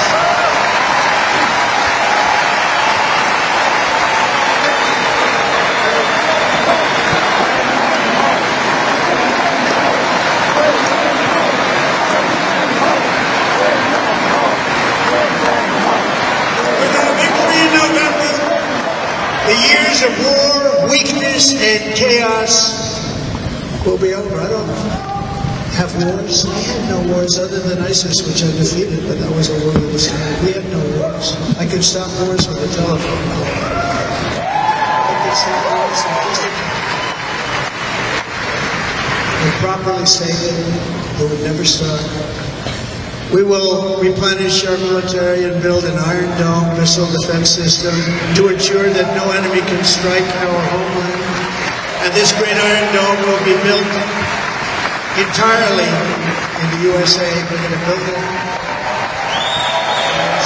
in Wisconsin. Wisconsin, just like I gave you that massive ship contract, and you're doing a very nice job, Governor, right? Thank you, Governor.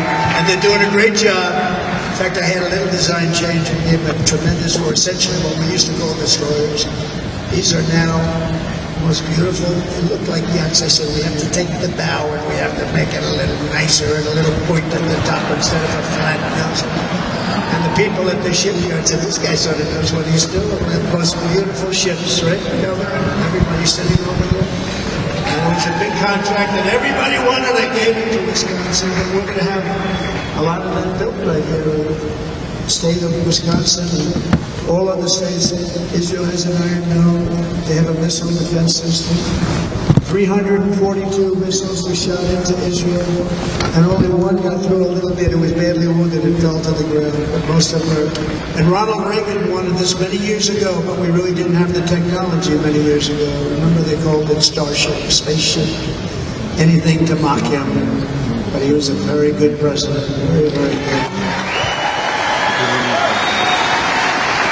But now we have unbelievable. All other states, Israel has an Iron Dome. They have a missile defense system. 342 missiles were shot into Israel, and only one got through a little bit. It was badly wounded from an economic development. And Ronald Reagan right here. No more sending it out to other countries. It's America first. Starship, spaceship, anything to mock We will him. unleash the power of American innovation, and as we do, we will soon be on the verge of finding cures to cancer, Alzheimer's disease, and many other diseases. We're going to get to the bottom of it. Remember this gentleman that I don't want to mention other than one time I had to, because when you say the 10 worst, I had to do it. I didn't want anybody to be confused. But this man said, we're going to find the cure to cancer. Nothing happened. We're going to get to the cure for cancer and Alzheimer's and so many other things. We're so close to doing something. But we need a leader that will let it be done. We will not have men playing in We're going to get to the bottom of it. Remember this gentleman, I don't want to mention everybody, because when you say the 10 worst, I had to do it. I didn't want anybody to be confused. We will restore and renovate But our this man nation's said, once great cities, making them safe, clean, and beautiful again. And that includes our nation's capital, which is a horrible killing field. So many things. They leave from Wisconsin, they go to look at the Washington Monument, they end up getting stabbed, killed, or shot. We will be very soon very proud of our capital, again, Washington, D.C.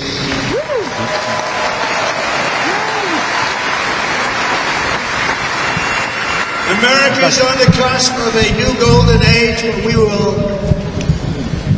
have the courage to seize it. We're going to take it. We're going to make it a current. We're going to bring this into a golden age like never seen before. Remember this, China wants to do it, Japan wants to do it, all of these countries want to do it. We have to produce massive amounts of energy if we're going to produce the new. If you look at some of the things that have been done and some of the things that we're going to do, but AI needs literally twice the electricity that's available now in our country. Can you imagine? But instead we're spending places where they recharge electric cars. They built 8 chargers in a certain location toward the Midwest. 8 chargers for $9 million. Think of them as a tank for filling up your gas. Think of it. They spent $9 billion on 8 chargers, 3 of which didn't work. And if you were going to do this all over our country, this crazy electric mandate, you're going to do this. And by the way, I'm all for electric. They have their application. But if somebody wants to buy a gas-powered car, gasoline-powered car, or a hybrid, they're going to be able to do it. And we're going to make that change on day 1.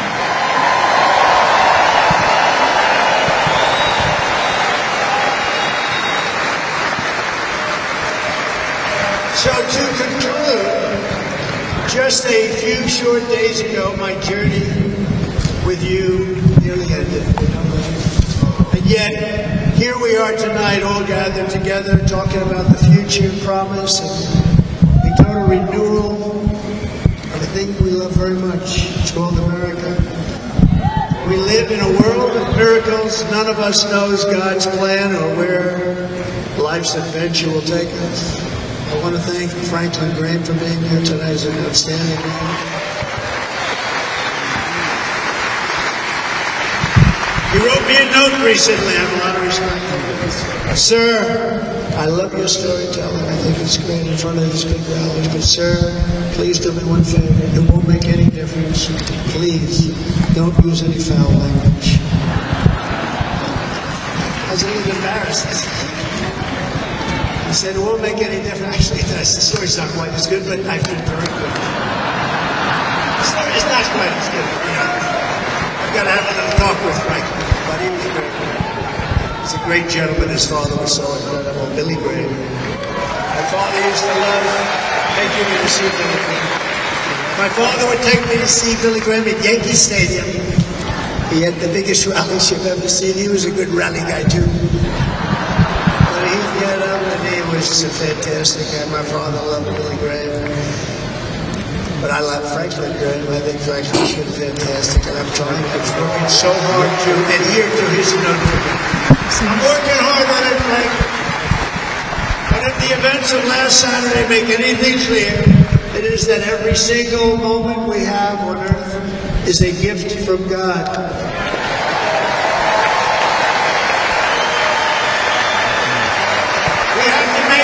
Of every day for the people and for the country that we the attacker in Pennsylvania wanted to stop our movement, but the truth is the movement has never been about me. It has always been about you. It's your movement. It's the biggest movement in the history.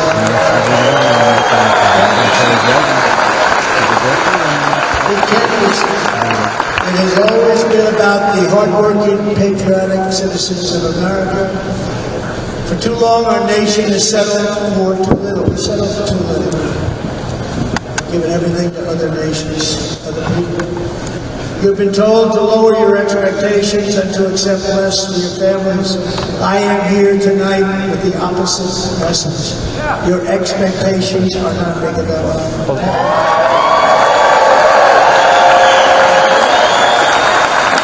It is time to start expecting and demanding the best leadership in the world, leadership that is bold, dynamic, relentless, and fearless. We can do that. We are Americans, and ambition is our greatness, is our birthright.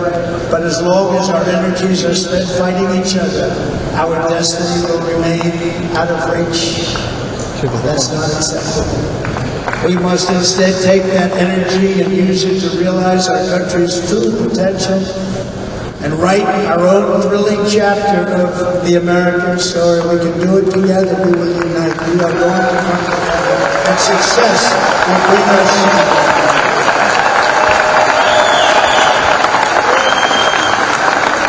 It is a story of love, sacrifice, and so many other things. And remember the word, devotion. It's unmatched devotion. Our American ancestors crossed the Delaware, survived the icy winter at Valley Forge, and defeated a mighty empire to establish our cherished republic. They fought so hard, they lost so many. They pushed thousands and thousands of miles across a dangerous frontier, taming the wilderness to build a life and magnificent home for their families. They packed their families into covered wagons, trekked across hazardous trails, scaled towering mountains, and braved rivers and routes to stake their claim on the wide open, new, and very beautiful frontier. When our way of life was threatened, American patriots marched onto the battlefield, raced into enemy strongholds, and stared down death and stared down those enemies to keep alive the flame of freedom. At Yorktown, Gettysburg, and Midway, they joined the roll call of immortal heroes. So many of them, just so many heroes, so many great, great people, and we have to cherish those people. We can't forget those people. We have to cherish them.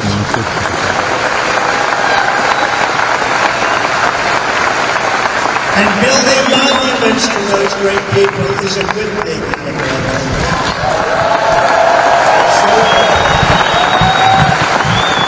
No challenge was too much. No hardship was too great. No enemy was too fierce. Together these patriots soldiered on, endured, and they prevailed because they had faith in each other, faith in their country, and above all, they had faith in their God.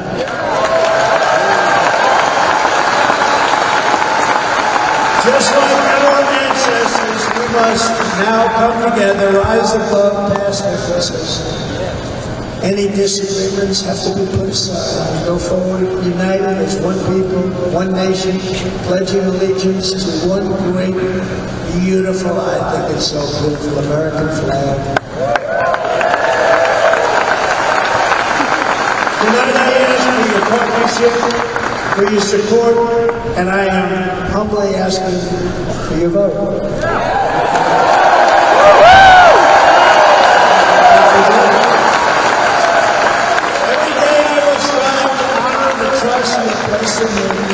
And I will never, ever let you down. I promise that. For all the forgotten men and women who have been neglected, abandoned, and left behind, you will be forgotten no longer. We will press forward, and together we will win, win, win.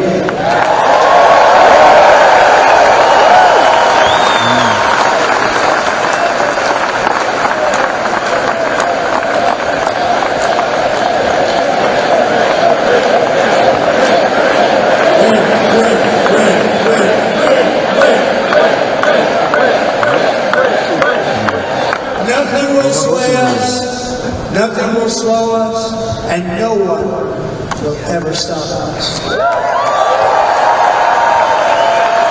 No matter what dangers come our way, no matter what obstacles lie up, we will keep striving toward our shared and glorious destiny, and we will not fail. We will not fail. Together we will save this country. We will restore the republic, and we will usher in the rich and wonderful tomorrows that our people so truly deserve. America's future will be bigger, better, bolder, brighter, happier, stronger, freer, greater, and more united than ever before.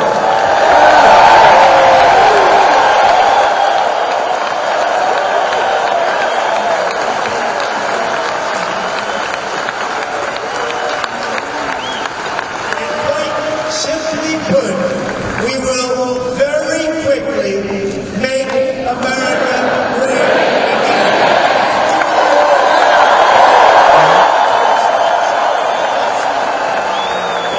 God bless this country. God bless the United States of America.